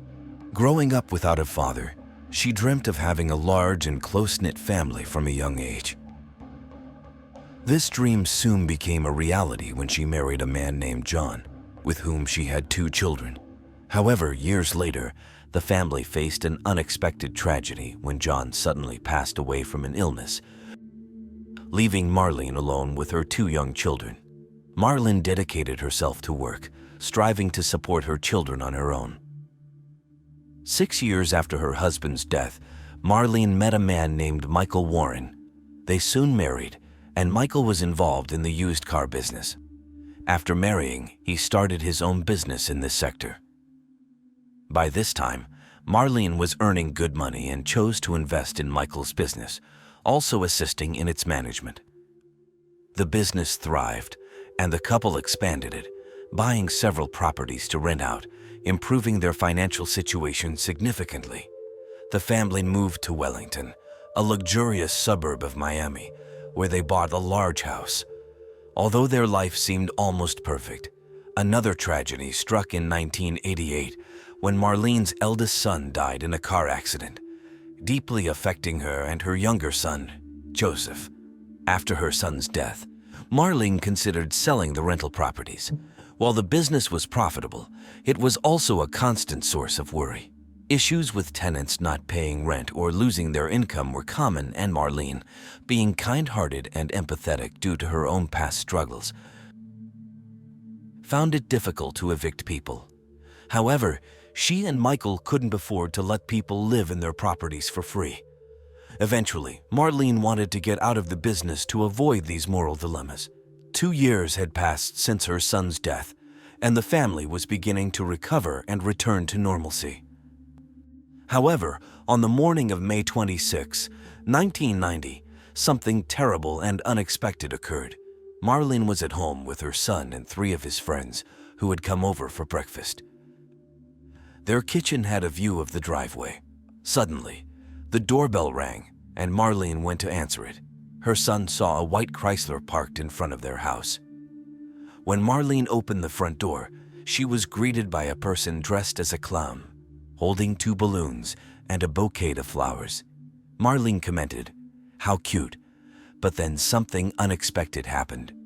The clown who appeared at Marlene Warren's doorstep suddenly pulled out a gun and shot her in the head. Marlene's son and his friends, who were in the house, rushed to the hallway, only to be met with the shocking sight of Marlene bleeding on the ground. The clown, dressed in full costume, stared at them for a few seconds before returning to the white Chrysler and driving away. Marlene's son, despite having an injured leg, urged his friend to drive after the clown, but they were unable to locate the vehicle. Marlene was quickly taken to the hospital in an unconscious state, and the police began their investigation. They first spoke with everyone in the house at the time of the attack. Marlene's son could not identify the assailant due to the costume, gloves, and wig, noting only that the attacker had very dark eyes.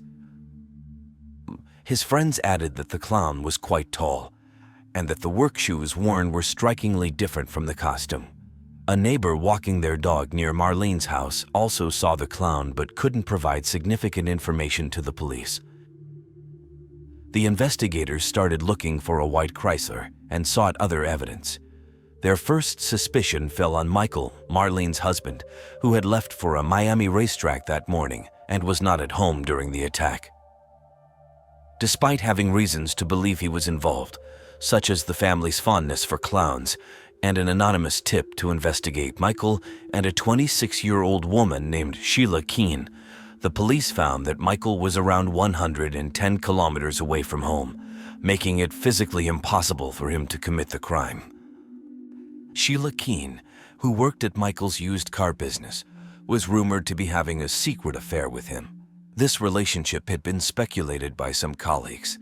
If Michael was in a relationship with another woman and wanted to leave Marlene, he faced a significant financial loss in a divorce, as most of the family assets were in Marlene's name. Despite the lack of concrete evidence linking Michael and Sheila to the crime, the police still considered their involvement probable. Given the disguise used by the assailant, the police considered whether Sheila could have been the clown. Witnesses couldn't confirm the attacker's gender, and Sheila was known for her assertive character. She handled clients who were late on rental payments, often needing to repossess cars, a job in which she was unyielding, and for which she carried a .38 caliber pistol, the same caliber used to shoot Marlene. After the bullet was removed from Marlene's head, it was determined to be from a .38 caliber gun, raising further suspicions about Sheila's potential involvement in the crime. The police revisited Sheila Keene to inspect her firearm, But Sheila claimed that her gun had either been stolen or lost months before Marlene Morin's shooting, leaving the detectives with no solid leads. During their investigation, they learned that Sheila was divorced and that after leaving her husband's house, Sheila moved into a rented apartment, and there were suspicions that Michael Warren, Marlene's husband, was paying for this accommodation. An interesting discovery awaited the police in their investigation regarding the whereabouts of the clown costume, balloons, and flowers used in the crime. 2 days before the attack on Marlene, a woman had entered a costume shop near Sheila's apartment. The shop was closed at the time, but the woman insisted on being served. She urgently requested a clown costume, a wig, face makeup, and a red nose. Despite being told to return the next day as the shop was closing, the woman persisted, and the employees eventually sold her the items. There were no surveillance cameras in the store, so the police had to rely on the employee's verbal description of the woman, who they described as tall and thin with dark hair. When shown photographs by the detectives, the employees indicated that the woman resembled Sheila. The investigation also traced the balloons and flowers to a supermarket located about 1 kilometer from Sheila's apartment. The seller reported that a woman matching the description given by the costume shop employees had purchased these items just a few hours before Marlene was shot. He added that the customer behaved rudely and somewhat masculinely. 2 days into the investigation, on May 28, the police were informed that Marlene had succumbed to her injuries, and the case was reclassified as a murder. The detectives continued their investigation, seeking more evidence against Sheila. They obtained a warrant to search her apartment. Concurrently, they received a tip about a white Chrysler parked 13 kilometers from Marlene's residence. Upon inspection, the investigators confirmed it was the same vehicle driven by the assailant. Inside, they found long dark hairs and orange fibers that appeared to be from a clown wig. During a search of Sheila's apartment, the police found identical orange particles and work boots that matched the description given by witnesses, similar to those worn by the clown. However, due to the absence of routine DNA analysis at that time, all the evidence against Sheila was circumstantial, which could lead to her acquittal in court. Detectives then turned their attention to how the clown had acquired the car used to reach Marlene's house. They uncovered that about 1.5 months before Marlene's murder, a man had mistakenly rented a car from one of Michael Warren's main competitors. When this mix-up was reported to Michael, his reaction was notably strange. Rather than informing a customer about a mistaken car rental from one of his competitors, Michael Warren told the man to just leave the car in the parking lot and put the keys inside. Michael then asked an employee to take him and Sheila to the parking lot and instructed the employee to keep quiet about the incident. The employee witnessed Michael and Sheila leaving in the same white Chrysler. This happened shortly after a serious disagreement between Michael and his competitors, where Michael had been giving his competitors a negative image in his advertisements, which they disliked. Detectives decided to investigate Michael's business further and found numerous legal infractions, including tax and insurance manipulation.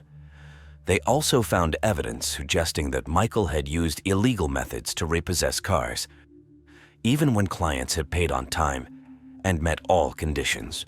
During this investigation, police spoke with an employee who recalled an interesting incident where Michael and Marlene had an argument at work. After Marlene left, Michael asked the employee how much it would cost to make his wife disappear. Although this sounded suspicious, detectives still had no evidence linking Michael to the murder. Nevertheless, he was arrested for various business manipulations and initially sentenced to 8 years in prison, but was released after 4 years. In 2002, Michael married Sheila and moved to another state. Although detectives could never prove Michael's involvement in the murder, they continued to monitor him. After moving, Sheila began introducing herself to new acquaintances as a police officer and had dyed her hair from dark to blonde. She and Michael opened a restaurant and seemed to have built a good life. However, rumors began circulating among their employees that Sheila had murdered Michael's ex-wife. Apparently, an employee stumbled upon information about the crime and discovered that the police had suspected them.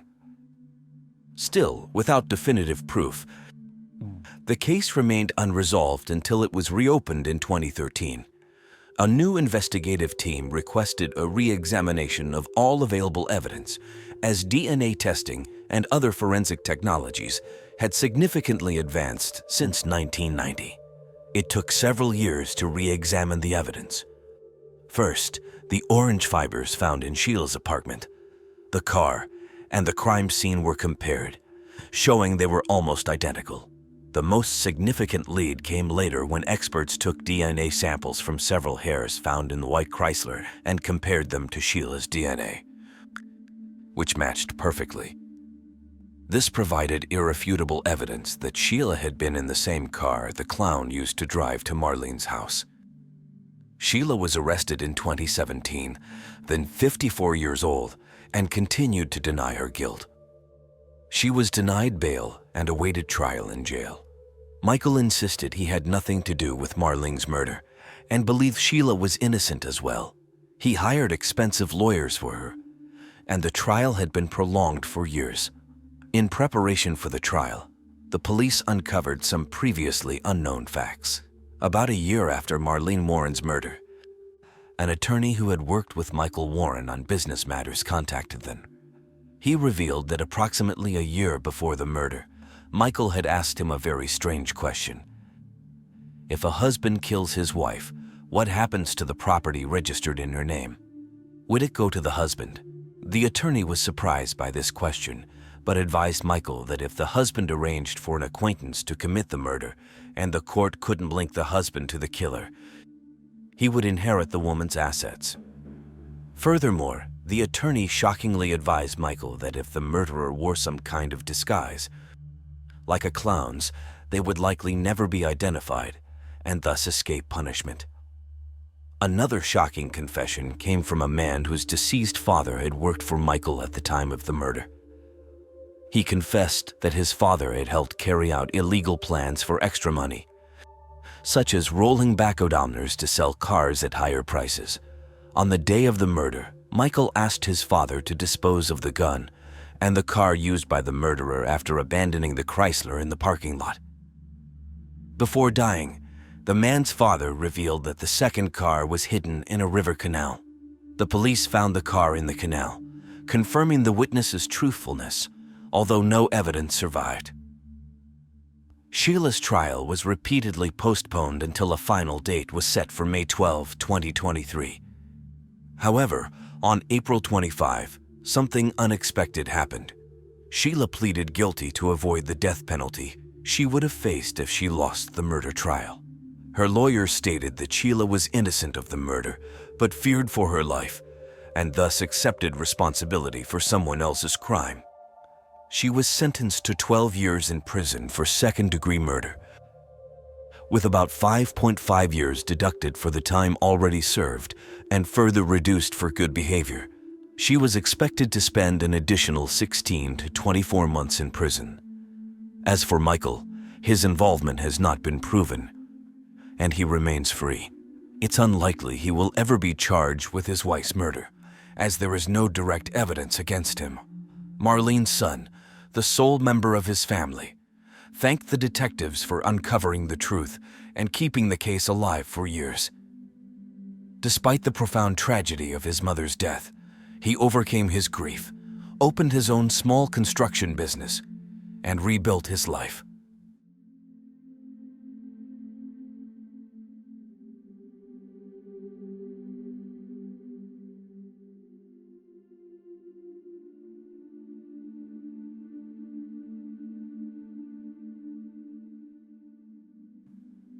The story of Rachel Marie Runyon began on June 23, 1979, when she was born in the serene landscapes of Weber County, Utah, United States.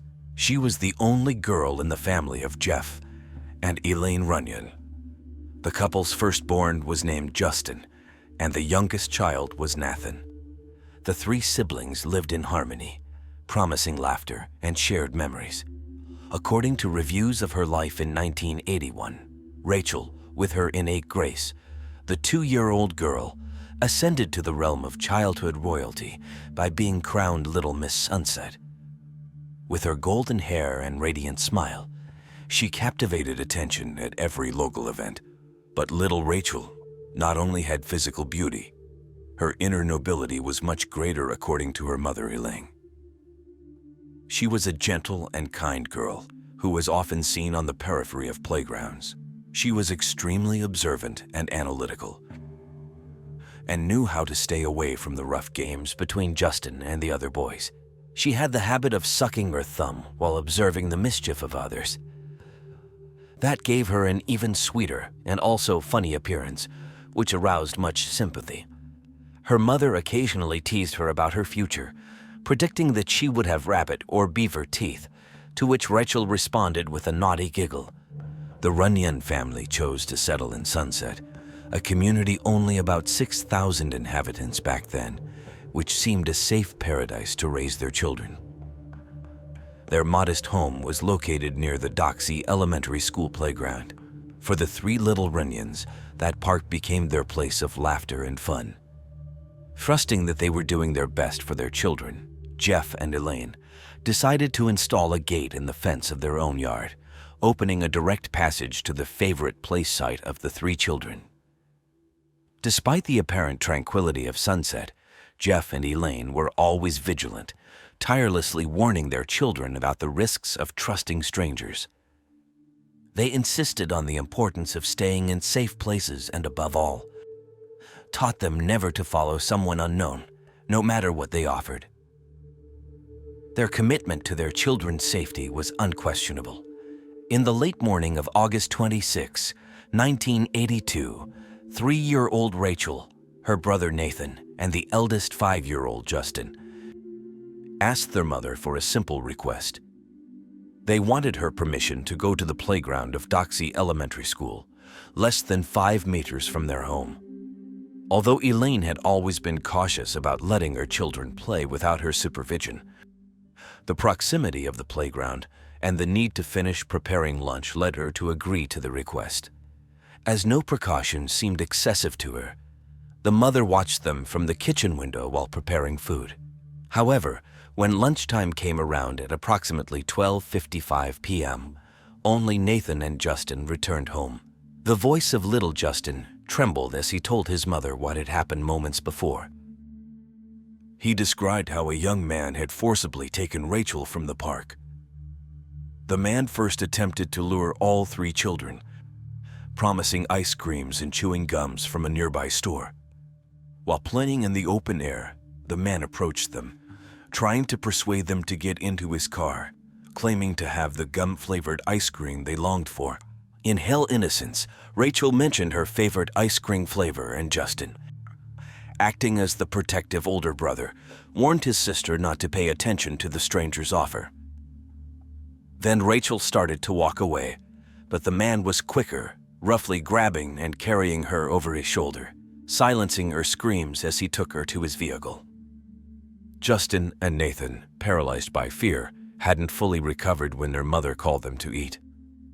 Instantly, Elaine found herself in the midst of her worst nightmare. With her heart racing, she hurried to the store the man mentioned, questioning employees and shoppers with heartbreaking urgency. However, her inquiries yielded no results. No one remembered seeing Rachel or the man. 20 minutes after Rachel's disappearance, Elaine was at the Sunset Police Department, sporting the kidnapping. With immense distress, Elaine barely managed to speak, and the search for answers became a painful and uncertain journey. The Sunset Police acted promptly, initiating a plan involving vehicle checks around the city. Despite their efforts, the suspect was not apprehended, nor was Rachel recovered. With time pressing, a special team of 10 investigators from various law enforcement agencies in Utah gathered under the direction of Sheriff Brant Johnston, intending to solve the child's mysterious abduction. Descriptions provided by Justin and another 10-year-old child at the park, gave investigators critical details. They described a light-skinned African-American man, around 30 to 35 years old, with distinctive afro hair and a marked mustache. He drove an old dark blue four-door vehicle, embellished with wooden strips on the sides. This man had been seen in the park, interacting with various children and having a cup of coffee for at least 15 minutes before taking Rachel against her will. His strategy was to avoid immediate alarm and prevent children from screaming in his presence by engaging them in playful activities. The children's sharp memories allowed the police to create a detailed composite sketch. However, the three children were the only direct witnesses, as no security camera have recorded the incident in the school playground. Despite persistent calls by a police and the media, no one reported seeing a man with those characteristics. Subsequent efforts by the law enforcement agencies involved forensic analysis and rigorous door-to-door investigations supported by a committee of neighbors, many of whom offered monetary contributions for an improvised search. The Runyon family embarked on a heartbreaking journey to find their beloved daughter. With limited resources but unwavering will, both the family and the community volunteers launched various methods to find Rachel. A national flyer campaign displaying the girl's image was meticulously orchestrated, and friends and neighbors joined in a race against time, calming local neighborhoods in a frantic search. The case of Rachel Runyon saw thousands of missing person posters disseminated to raise public awareness regarding her disappearance. The public's response was overwhelming, providing investigators with myriad clues about Rachel's possible location and the potential identity of the abductor. Despite the determination in pursuing every lead, the outcomes were predominantly disheartening. A week after the harrowing disappearance, Rachel's parents, Jeff and Elaine, traveled to New York to attend a press conference with the intent to sustain media attention and emphasize the urgency of their daughter's return. Jeff, in a courageous plea, conveyed the profound damage the abductor had inflicted on their daughter and themselves, urging anyone with information to come forward. Elaine, with visible anguish, suggested the possibility of Rachel being sold after her abduction, and she appealed to potential adoptive parents to ensure they were not adopting her missing daughter. The family's relentless dedication was soon met with a harsh reality of mounting financial costs, reaching $10,000 in postage expenses alone within 3 weeks. The long-term sustainability of such immense physical, emotional, and financial exertion was seemingly impossible. On September 3rd, the distressed parents brought their appeals to the Today Show, offering a reward of $20,000, primarily sourced from community donations, aiming to gather more information on Rachel's whereabouts. The community of Sunset demonstrated immense solidarity, contributing an additional $20,000 to the reward, totaling $40,000, a substantial incentive for Rachel's safe return at that time. The unexpected discovery on September 19, 1982, obliterated the enduring hopes of those searching for Rachel and left her loved one's heart broken. A family traveling in Mountain Green, Utah, discovered the partially covered body of a small girl, later identified as Rachel, despite the advanced decomposition. The mystery surrounding her death persisted, as the exact cause remained undetermined, with asphyxiation not ruled out. Following the painful confirmation of Rachel's fate, Jeff and Elaine organized a proper farewell, attended by over 300 people. Rachel was finally laid to rest at the Washington Heights Memorial Park in Ogden, Utah. In the midst of devastation, Elaine transformed her pain into efficacy for child safety and legal improvements for child abduction cases, fostering awareness and change in a world that had brought her immeasurable sorrow. With her heart shattered but resolved unbroken, Elaine became a steadfast support, offering counsel, guidance, and solace to other parents, plunged into the turmoil of their children's disappearances. As accounts of this case highlight, Rachel's legacy surpassed her individual tragedy. Her kidnapping and the horrifying manner of her death echoed through the halls of power, serving as catalysts for substantial change. In October 1982, legislation was enacted at the federal level, granting parents of missing children access to an information exchange hub, managed by the Federal Bureau of Investigation, FBI. This hub began accumulating and archiving fingerprint and blood-type records of over 300,000 children from Utah, aiming to forge an indispensable resource in combating child abductions. It may seem grim to assert that the agonizing loss of Rachel to an unapprehended abductor wasn't futile, but that is indeed the case. The state of Utah introduced the Rachel Alert System in April 2002. Intended to notify residents about active child abduction and missing children cases, this system emerged as a ray of hope. It was only initiated when rigorous criteria were fulfilled, such as the child being a minor or mentally disabled, immediate danger, and not running away voluntarily. Detailed physical descriptions of the child were also mandatory. The Rachel Alert was activated only twice, during the disappearance of Elizabeth Smart in June 2002 and the kidnapping of Nicholas Triplett, a 3-month-old, in January 2003. Both children were eventually recovered alive. After Elizabeth Smart's safe return, realizing the efficacy of such alert systems, 41 states adopted the Amber Alert System, named for another girl, Amber Haderman. In April 2003, Utah transitioned from the Rachel Alert to the Amber Alert System to comply with national standards. However, this didn't signify that the 3-year-old would be forgotten. To honor her memory, the Attorney General's office instituted the Rachel Runyon Award for citizens who aid in recovering a child by contacting the law enforcement when an alert is issued. Elaine was also invited to participate in the award ceremonies. Currently, the Amber Alert System undergoes testing twice a year in Utah on January 13 and August 26, the dates marking the anniversary of Rachel's abduction. Although Rachel's murderer remains at large in the case unsolved, Lieutenant Phil instead's vow that it will not be forgotten persists. Phil, the first to respond to Elaine's urgent call following her daughter's abduction, has continually supported the Runyon family. Over the years, he repeatedly reassured them of Sunset Police Department's unwavering commitment to find the individual responsible for Rachel's abduction and subsequent tragic death. In 2007, the case was officially reopened, and the police have been collaborating closely with the Utah Attorney General's office in their quest to apprehend and bring the perpetrator to justice. At the time, a $58,000 reward was offered to anyone delivering information, leading to the arrest and conviction of the perpetrator.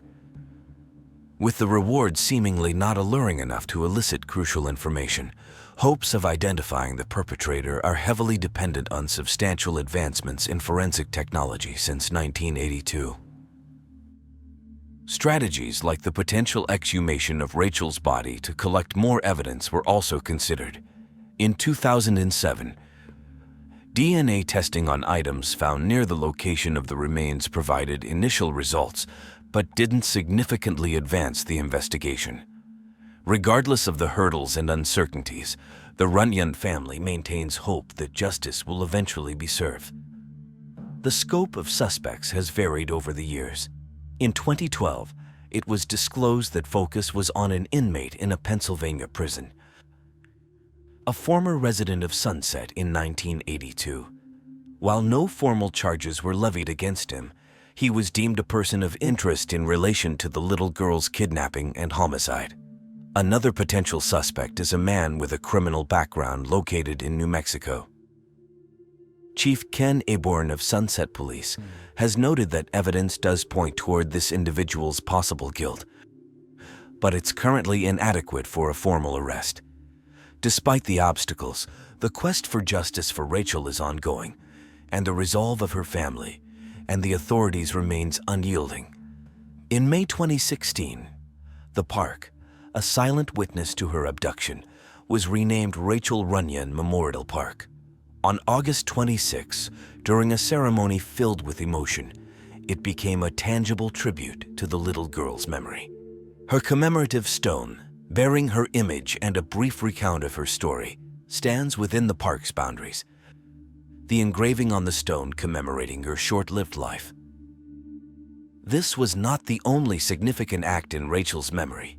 In March 2017, Rachel Runyon's Missing and Exploited Children's Day became law in Utah, aiming to emphasize child safety in the community annually, inspired by Rachel's story. In 2019, there was renewed hope in Rachel's case when private investigator Jason Jensen began working with the Runyon family. Jensen, co-founder of Utah's Cold Case Coalition, focused on a different crime from the 1970s.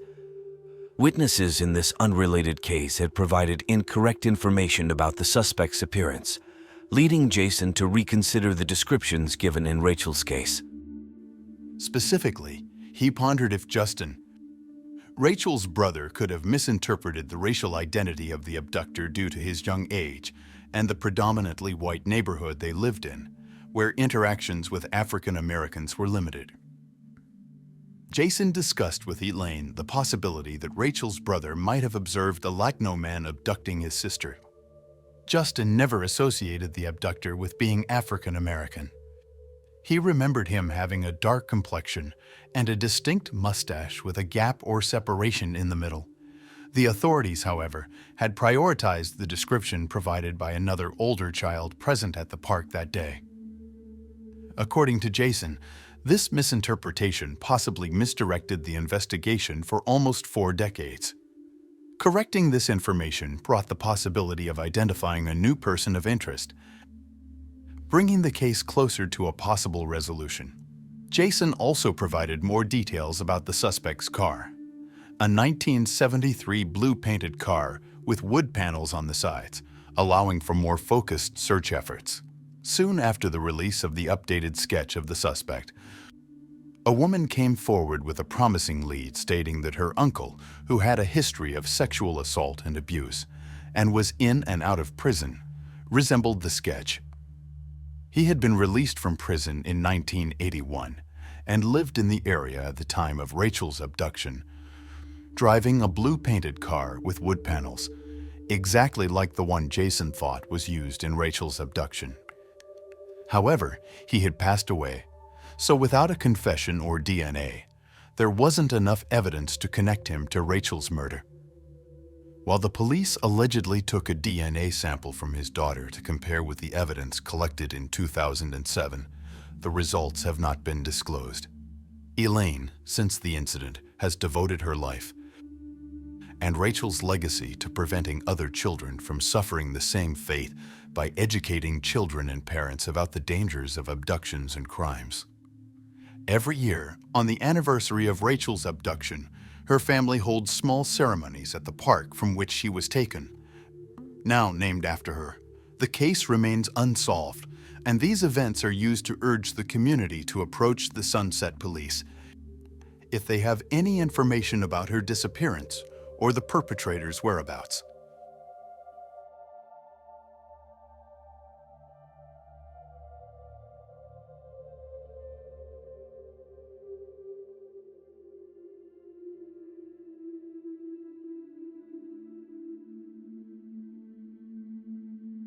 Natalia Lorena Silveira Alfonso came into this world on December 31, 1995, in the country of Paraguay. She was raised by her mother, Rosa Alfonso, and they were a close-knit family that always supported each other. During her teenage years, Natalia's life took a challenging turn when her father was diagnosed with a terminal illness. While this news was a devastating blow to the family, Natalia took it upon herself to help them navigate the difficult situation. She cared for her father until his passing in 2015. After completing her high school studies, Natalia enrolled in a degree program in accounting. While she excelled in her studies and was highly regarded by her teachers, she soon realized that her true passion lay in becoming a notary.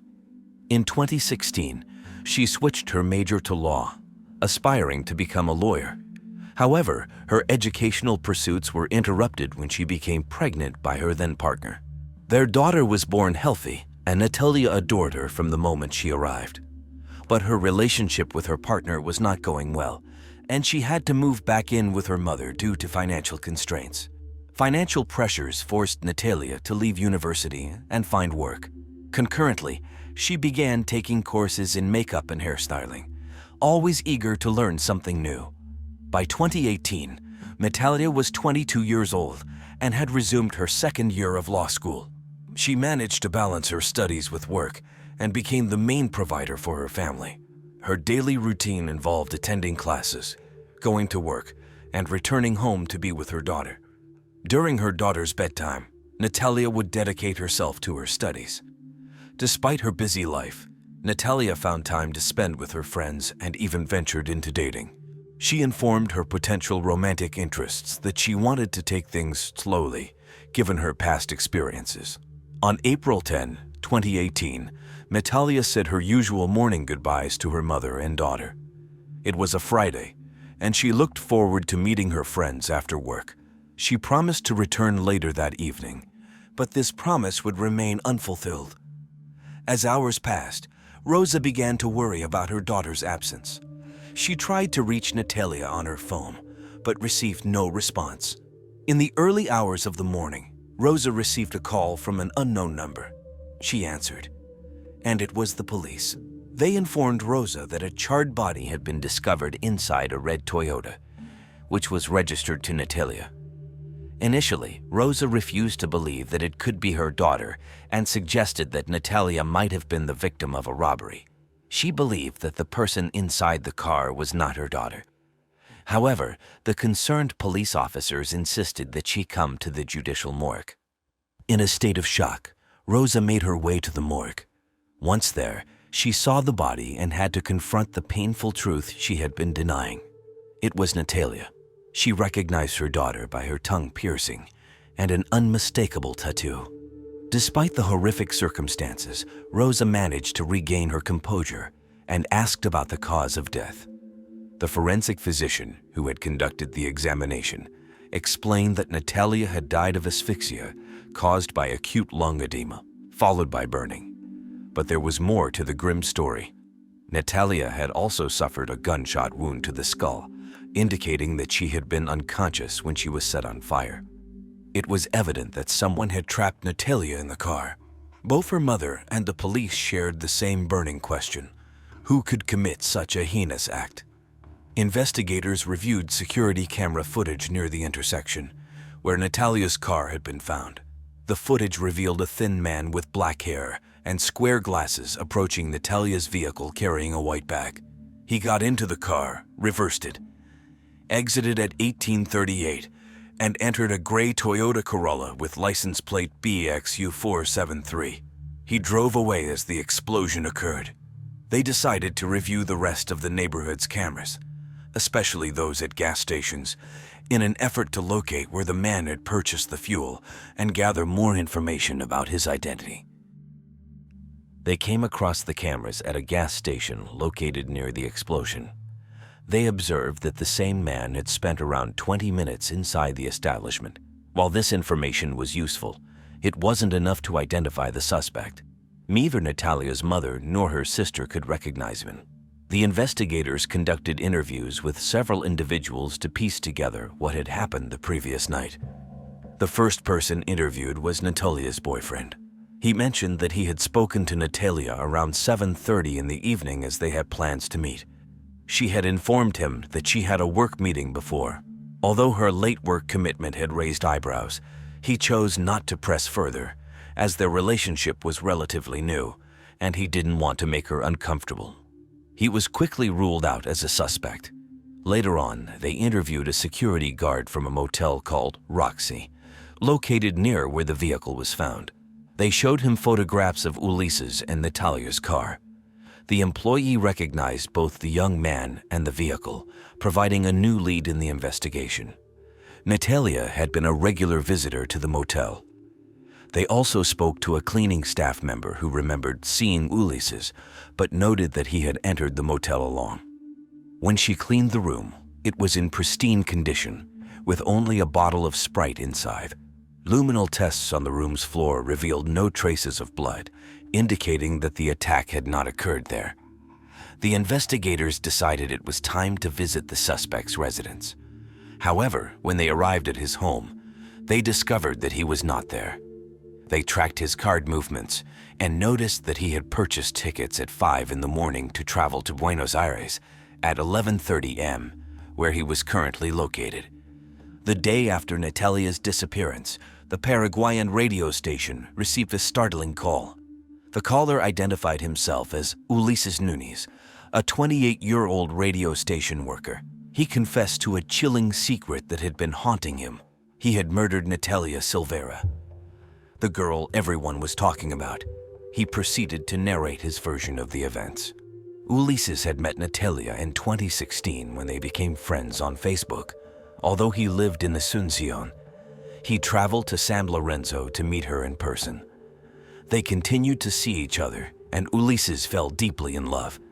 However, his happiness was short-lived when he stumbled upon a WhatsApp group of escorts where several men claimed to have been with her, some even sharing pictures. This discovery infuriated him. He couldn't believe that the girl he was seeing was involved with other men for money. In his words, he began preparing to react. They continued to go on dates, and on several occasions, he questioned her about seeing other men. However, Natalia always denied it. Ulises had already planned to murder her and carried a weapon, but he had never used it. Meanwhile, the men in the WhatsApp group continued to share their experiences with Natalia. In April 2018, Ulises decided he had endured enough. On the 9th of that month, he arranged to meet Natalia at 5 p.m. As Ulises was leaving from Asunción, he received a message from Natalia asking to postpone their meeting by an hour. He reluctantly agreed. However, while he was en route to San Lorenzo, Natalia called him again, requesting that they meet at 7 p.m. Ulises opened the WhatsApp group and found that his suspicions were confirmed. Natalia had seen other men before their encounter. He was furious and didn't want to endure another moment. At the scheduled meeting time, Ulises maintained his composure. He told Natalia that he had parked his car a distance away and asked if she could pick him up. She agreed. At 7:30 p.m., they headed to a motel in San Lorenzo. Natalia continued to look at her phone and smile, which ignited Ulises' jealousy. After their intimate encounter, Natalia went to take a shower. While she was in the bathroom, Ulises decided to check her phone to find out why she had been so preoccupied. He discovered a conversation with a man expressing how much he missed her and how eager he was to see her. When Natalia emerged from the bathroom, she looked completely different. She had applied makeup, straightened her hair, and changed her clothes. According to Ulises, she had never looked so alluring, which infuriated him. He couldn't understand why she hadn't made such an effort for him. As they left the motel, they walked to Natalia's car. Once inside, Ulises told her he had a gift for her. She didn't have a chance to respond as he suddenly pulled out his 9mm pistol and shot her in the head. The bullet pierced the window, and the sound reverberated through the entire block. At that moment, all the neighbors on the block rushed out of their homes to see where the gunshot had come from. Ulises began to grow nervous. He couldn't leave the car there as his fingerprints were all over it. He started driving around the nearby streets. Around 9:20 p.m., Ulises arrived at the motel. He left Natalia's body in the car and requested a room just for himself. Once inside the room, he went to the bathroom to vomit. Afterward, he changed his clothes, attempted to wash the ones he had been wearing, and ordered room service. He had a Sprite and contemplated his next move. An hour and 10 minutes later, Ulises returned to Natalia's car. She remained unconscious. He drove to a dark area of the city not far from where he had left his own car. At 12:45 a.m., he parked the vehicle and got out. He walked to a gas station located on Julia Miranda Street. He circled the area for about 20 minutes before deciding to fill a container with gasoline for 15,000 guaranis. Afterward, he returned to the car and drove to the intersection of Primero de Mayo and Yugoslavia streets. Once parked, he closed the door and threw the key into a vacant lot. He retrieved the gasoline container from the trunk and doused the car. Finally, he set it on fire with Natalia still inside. Quickly, he headed to his own vehicle and fled the scene, disappearing into the night.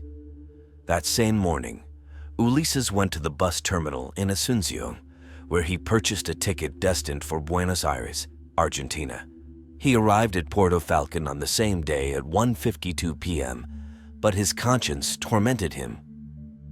Despite the radio show host's astonishment, she continued the interview as if nothing had happened. Her only concern was to ensure that the conversation was being recorded. When Ulises finished his story, the host asked if he intended to turn himself in, to which he replied hesitantly, "I killed someone, and I'm going to rot in jail. What guarantees do they offer me? I'll definitely go to prison, and they'll tear me apart." After the call ended, the host contacted the police to share the interview and Ulises' confession. It was consistent with the security camera footage, confirming his guilt. Fabio Sanabria, the officer in charge of the operation, ordered the search for Ulises in Argentina. The search didn't last long, as on the 14th of the same month, Ulises requested to speak with the head of public relations for the police and asked her to come to the primary zone of Puerto Falcon. Once there, he confessed to the police chief, just as he had done on the radio. He was arrested that same day and subsequently taken to the police investigations headquarters. Despite Ulises' confession, the public opinion was divided. Media reports portrayed him as a quiet, Christian, and hardworking young man. He had even been an altar boy and had considered becoming a priest at one point. His mother was well known in Asunción for helping homeless women and encouraging those in the escort industry to turn their lives around. This led to a sense of empathy for him. The fact that journalists referred to Natalia as Ulises' girlfriend didn't help matters. Many people started to speculate that Natalia was an opportunist who had played with the young man's heart, even suggesting that she got what she deserved. Rosa gave several interviews in which she vehemently denied that her daughter had been involved in escort services and claimed that much of Ulises' account was false. In addition to dealing with the media exposure, Natalia's family had to navigate a torturous legal process. While the formal charges against Ulises were filed in 2019, the trial was suspended 4 times by the panel itself, supposedly due to their need to attend to other minor cases, such as fraud. The judges weren't giving the case the importance it deserved. What made matters worse was that Natalia's family showed up each time, only to discover that the hearing had been postponed. They were informed that their daughter would spend more days without justice, and the wound in their hearts grew deeper. The COVID-19 pandemic further delayed the process. It wasn't until December 9, 2021, that the trial finally began.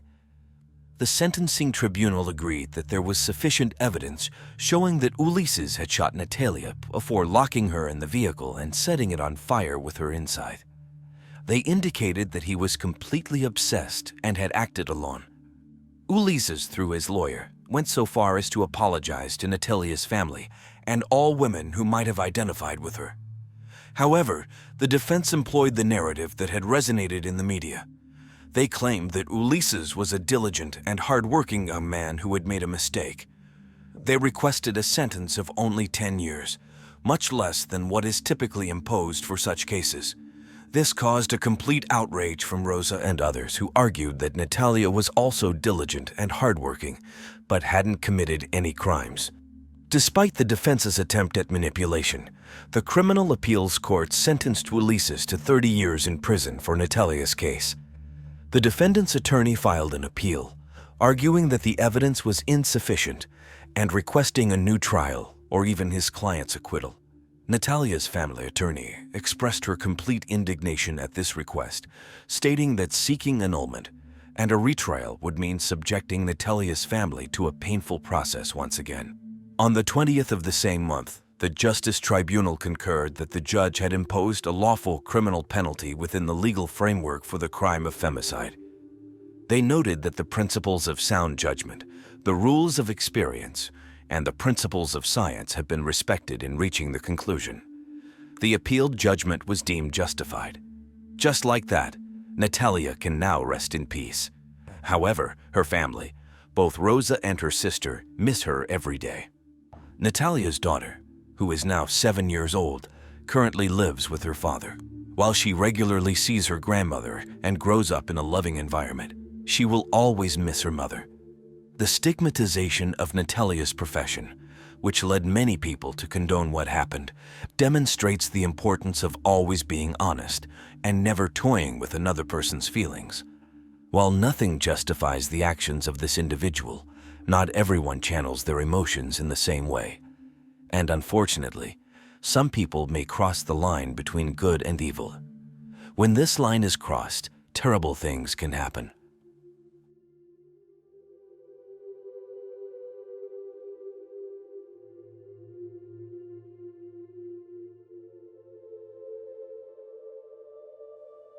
Gloria Martinez Ruiz was born on January 29, 1975, and was the eldest daughter of Alvaro Martinez and Isabel Ruiz, who later had another daughter. The family lived in the city of Alicante, Spain. Gloria had brown wavy hair, a slender build, and some minor vision problems, but nothing serious enough to affect her daily life. Her childhood was typical for a girl from Alicante, attending school and playing with other kids in her free time. This normalcy continued until she turned 14 when Gloria began experiencing insomnia, which resulted in fatigue and nervousness during her daily activities. Around the same time, she was also struggling with eating disorders. She had issues with her self-image and occasionally didn't consume the necessary nutrients for her health and growth. In addition, she had experienced isolated psychotic episodes. But fortunately, they didn't prevent her from leading a relatively normal life.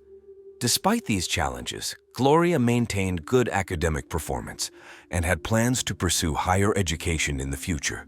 In fact, in 1992, Gloria was an intelligent young woman who was enrolled in a university orientation course.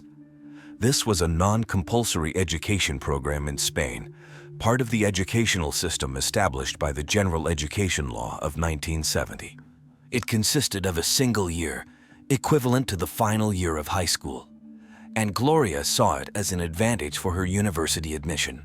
Beyond formal education, Gloria also enjoyed playing musical instruments and was in her 7th year of piano studies at the Alicante Conservatory. Apart from the described challenges, she led a fairly normal life with hardworking parents and a younger sister. Since Gloria's first episodes of insomnia and anxiety, Alvaro and Isabel had done everything they could to seek help for her. They loved their daughter and saw great potential in her, so they contacted Dr. Maria Victoria Soler, a psychiatrist who treated Gloria for 3 years. Despite their efforts and many hours in therapy, Gloria's condition did not improve. She continued to suffer from insomnia, and the resulting exhaustion, along with the anxiety it generated, was taking a toll on her. It was then that Maria Victoria recommended Gloria's admission to the Torres de San Luis Clinic. This clinic, which aimed to be a restful haven for celebrities, charged its patients a monthly fee of 1 million pesetas, equivalent to 6,000 euros at the time. The facility was surrounded by a dense forest, difficult of access at night, and lacked artificial lighting. According to some reports, one of the reasons Maria Victoria suggested Gloria's admission was her connection to the board of directors of the company that owned the Torres de San Luis Clinic. The complex in which the doctor had a stake was intended for stress patients, rest cures, and generally non-severe medical conditions. It featured expansive bungalow-style accommodations, a pool, sports facilities, and gardens. Originally designed for high-income clients who seemingly never arrived, the clinic was in financial trouble, and Gloria was the only patient it had managed to attract. Eager for Gloria to achieve the improvement she needed, Alvaro and Isabel, the parents, eventually became convinced by the psychiatrist's recommendations. She assured them that the medical techniques used were the most advanced of the time, a claim echoed by the institution's promotional materials. In short, the specialist portrayed it as a top-notch facility. Although it represented a significant financial commitment for the parents, they were willing to do anything for Gloria's well-being. On October 29, 1992, when Alvaro and Isabel bid farewell to their teenage daughter at the entrance of the center, they were heartbroken.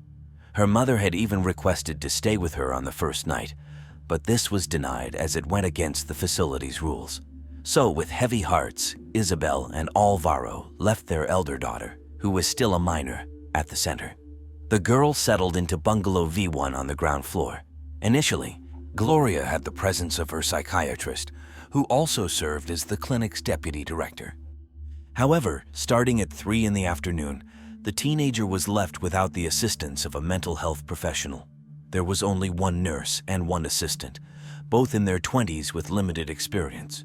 Along with these two, Gloria was also in the company of a couple of people responsible for maintenance and cooking.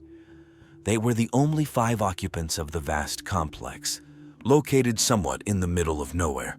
According to the clinical records, within a few hours of her admission, Gloria had experienced a severe nervous crisis that necessitated restraints. She was tied to the bed, hands and feet, during the early hours of her stay. According to medical records, this measure was taken to prevent her from harming herself. In the late afternoon, still under the influence of medication, Gloria was taken to the cafeteria by the nurses, but the young girl had no appetite and only consumed a fruit juice. While in the cafeteria, Gloria left behind a note with irregular and shaky handwriting, which read, "I'm afraid to think that I'm dying, and the only light is near me, my God." It seemed that her confinement was not proving to be psychologically restorative for Gloria, who had been suffering from debilitating insomnia and had undergone a sleep cure. However, at this point, she found herself heavily medicated, bound to a bed. Within a few hours of being admitted to the clinic, due to the immense tension and fear of being injected with more drugs, the young girl urinated on herself, and her underwear needed changing. As it later became known, an assistant left her a pair of blue pants and a white shirt because Gloria didn't have another change of clothes. When night fell, in order to ensure that Gloria remained calm, she was administered 4 doses of powerful medications, including antipsychotics. With this combination, Gloria calmed down, but according to her caregivers, she experienced another episode around 1:30 in the morning. In the midst of the crisis, she requested that her restraints be loosened so she could use the bathroom. The young women attending to her agreed to untie her, but, as per their account, her state of nervousness remained so heightened that she continued to be agitated. When she realized that the nurse was approaching with a syringe, intending to administer another injection, she became even more anxious. At this point, the assistants decided to call the maintenance couple to help calm her down. However, according to the nurse's account, Gloria managed to break free from her caregivers and escaped by jumping out of her room's window. Subsequently, she leaped over the clinic's wall, and her whereabouts became unknown. Despite the incident occurring at around 1:30 in the morning, the family was not immediately notified. Gloria's parents were informed of the situation after 8 in the morning when they contacted the civil guard to report her disappearance. They learned that no one from the clinic had alerted the authorities at the time of the incident. The parents vehemently rejected the version of events provided by the mental health center staff. They argued that it was impossible for Gloria, heavily sedated, to have escaped from the nurses, jumped over the high clinic wall, and fled barefoot at night. Moreover, she wouldn't have done all this without her glasses, as she had a severe myopia, a condition that made it impossible for her to see images or objects clearly beyond 30 or 40 centimeters from her eyes. Meanwhile, when the neighbors in the area were questioned by the authorities, they claimed to have heard footsteps that disturbed their dogs that early morning. A gas station worker located 3 kilometers from the clinic reported having seen a young girl, fair-skinned with curly black hair, making a call from a public telephone that same morning. The description provided by the man matched Gloria's, which led investigators to believe that despite her visual difficulties, she had managed to leave the clinic.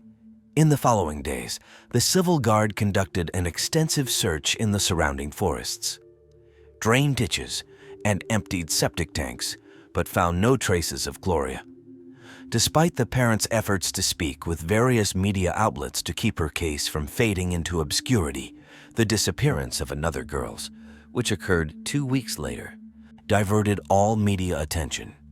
The only ones who continued to focus on the case were the Civil Guard officers who tirelessly pursued any leads that could lead to Gloria. They searched 2 landfills in the area, irrigation canals with diving teams, excavated certain areas, and examined adjacent lands. The search would pause and resume whenever new information emerged, and this pattern persisted for many years. They combed various areas of the province in an attempt to find her, but all their efforts proved fruitless. Meanwhile, Gloria's parents were dealing with the pain of her absence and an overwhelming sense of guilt, because the truth was that they had never wanted to send Gloria to this rest therapy. They had only agreed due to the insistence of the psychiatrist who had prescribed it, arguing that it would help with the insomnia and anxiety issues she had been experiencing for the past 3 years. As investigators continued to search for leads to solve the case, the next lead to follow was a man who claimed to have seen Gloria and been with her, along with a group of young French individuals at a campsite in Altea in the days following her disappearance. The Civil Guard even traveled to the French border, but they did not locate the girl. Additionally, a friend of Alvaro, the girl's father, claimed to have seen her on a public bus in Alicante, but this sighting could not be confirmed. So, a couple of years passed with unsuccessful sightings. Alvaro and Isabel had accepted from the beginning that it was likely they would not find her alive, and with each passing year, the uncertainty and pain grew worse for them. Since her disappearance, there had been speculation that Gloria had never left the clinic. Conspiracy theories suggested that the girl may have suffered from an overdose due to malpractice, which resulted in her death. This led to the disposal of her body. Much was said about a boiler present on the premises. The chief investigator, Damien Caravaca, took charge of the case in 1994, 2 years after the disappearance, when the Judicial Police Department was established in the Altea precinct. He emphatically stated that when he took over the investigation, they meticulously examined the boiler and found no remains. He also mentioned that in order to incinerate a body there, it would have to be done in very small pieces, and such an operation would have been evident during the clinic's inspection. Among the many rumors that circulated in the media at the time, there was one related to the girl's clothing. Some reports claimed that the investigation team entered the facility 2 years later, after it had ceased operations, to conduct a search and inspection. According to some newspapers, those involved in the investigation had found underwear and a belt belonging to Gloria in a bag in a septic tank. However, years later, Damien clarified that the garments were indeed inside a bag, but not in a septic tank. Instead, they were found in lockers where the personal belongings of each patient were stored. He indicated that this discovery was of little importance and did not constitute any irregularity. As is often the case in such situations, psychics also became involved and offered their assistance, but they did not provide any significant contributions. The investigative team repeatedly questioned witnesses who claimed to have seen Gloria. Additionally, over the years, whenever unidentified remains were discovered in Altea, DNA samples were compared with Gloria's, but she remained unaccounted for. The Civil Guard also closely monitored any earth-moving activities due to rainfall, but Gloria still did not resurface. The numerous calls that alerted the authorities over the years about the alleged presence of the young girl proved fruitless. Extensive searches in the vicinity of that rest clinic yielded no clues, not even a trace of the teenager's supposed escape. The case had gone cold, and Gloria's parents continued to wait for news of their daughter. In mid-July 1999, a handwritten letter, with no return address, arrived at the office of the lawyer who was handling the case of Gloria's strange disappearance. The document raised hopes of finding answers. In the letter, an anonymous person claimed to have seen Gloria on TV a few hours after her disappearance. According to the witness, she saw Gloria outside the home of a young, slender nurse who lived with another woman. The manuscript detailed how the two women supposedly took the girl from the house, nearly unconscious, and claimed they were taking her to a hospital. The sender of the letter confessed that since the events in 1992, she had carried the burden of silence in her conscience.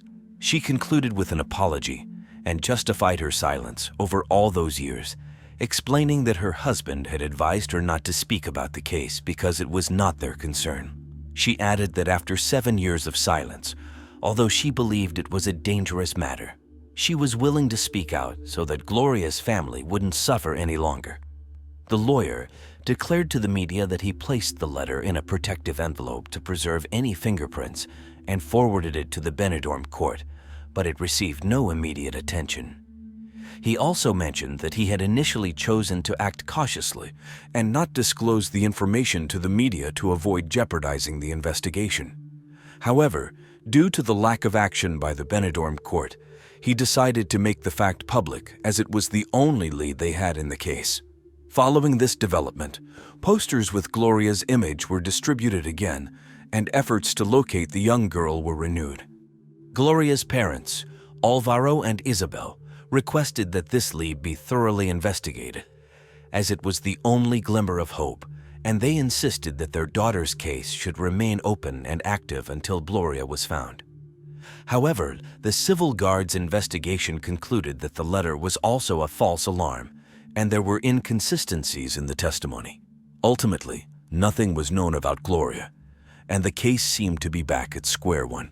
He questioned how it could be credible for one of the nurses to claim that Gloria jumped out of the window and disappeared after climbing the fence. As the years passed, the possibility of pursuing the case through criminal proceedings became increasingly remote. In fact, the judge closed the case without finding evidence of criminality in the disappearance of 17-year-old Gloria. However, Gloria's family did not sit idly by and proceeded with a civil lawsuit. In 2008, it was revealed that the Provincial Court of Alicante had ruled in favor of Gloria's parents in the civil case against both the company that managed the Stress Treatment Center, which was not actually a psychiatric clinic, contrary to what the prescribing psychiatrist had claimed, and the specialist herself. They were ordered to pay 60,000 euros in compensation. This penalty was imposed because the clinic and the specialist were held responsible for the lack of security at the facilities. The court also considered that there was insufficient qualified personnel to care for the patient. Later on, the compensation was increased to 104,000 euros, as it was deemed that the psychological harm to Gloria's parents exceeded what they would have experienced if they had found their daughter deceased, categorizing the damage as incalculable. It was a small victory for Alvaro and Isabel, but at the same time, it was a grim reminder that the case had closed without criminal accountability. The young girl everyone missed never returned to the familiar place where they had shared so many laughs when they were a family of 4 members and not 3. In 2017, marking the 25th anniversary of Gloria's disappearance, the investigative team of a media outlet aired a program reviewing the entire investigation carried out to locate the young girl. The program contacted a nurse who had worked at the clinic and had resigned just before Gloria's admission. She shared her experience as the first nurse hired to work at the facility. She recalled that when she started the job, she was told that the center would host movie and television stars to relax and rest, but they never mentioned that it was related to mental health. She remembered that on her first day, she found the place beautiful, but noticed that there were no tools for conducting electrocardiograms. There were no oxygen tanks, and they didn't even have a first aid kit, so nothing could be resolved. The healthcare professionals stated on camera that the place was a sham, and the only thing they did there was administer pills.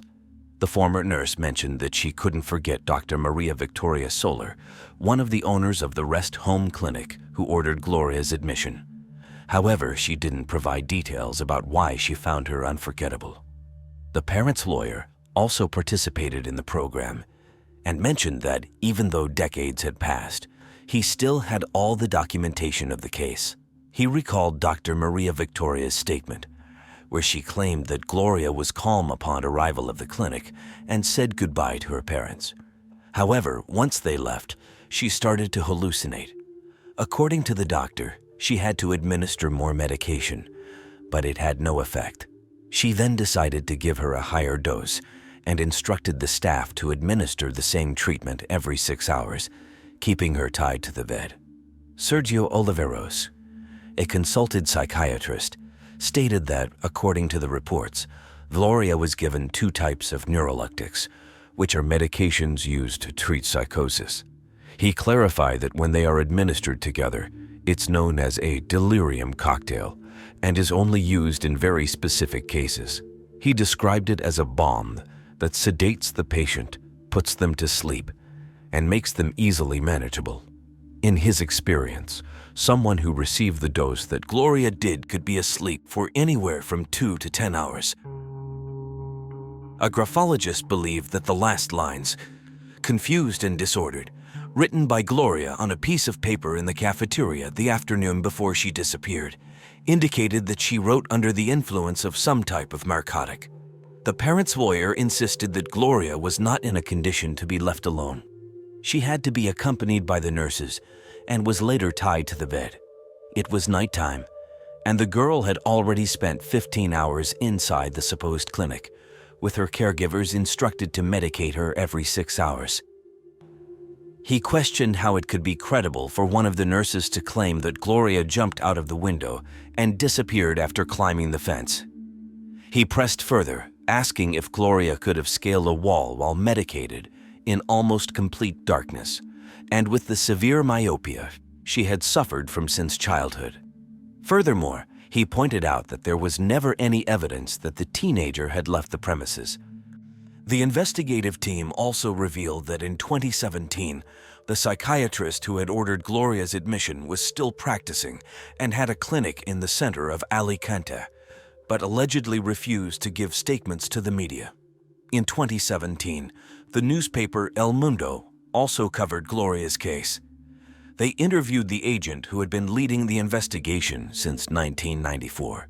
He stated that he still had Gloria's photo in his work agenda and expressed that for him, the investigation remained open, as he had never forgotten about her.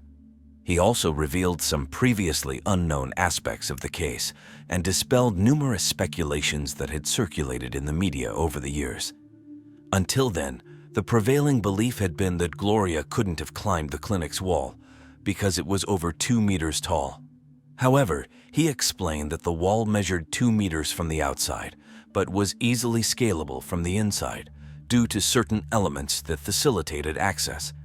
According to the investigation, Gloria went missing at night and made her way to a gas station in Altea, which was no more than 3 kilometers from the clinic. He indicated that the young girl might have reached it by following the lights of the highway and the city. For him, the testimony of the gas station worker, who claimed to have seen a girl matching Gloria's physical description, wearing blue pants and a white shirt, consistent with what the assistant had provided, was crucial.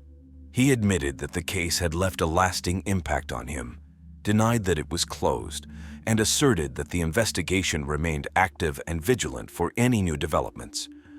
The police had not forgotten and would never forget Gloria. The painful memory of a promising young woman remained alive in her family, especially in her neighborhood. Her parents kept Gloria's name on the mailbox, as if more than 30 years hadn't passed since she left that house and never returned. That bright student who played the piano and had no serious illnesses, as stated by the psychiatrist who treated her, had ventured down an irreversible path. What was supposed to be a short therapy for sleep issues had ended in an unsolved disappearance.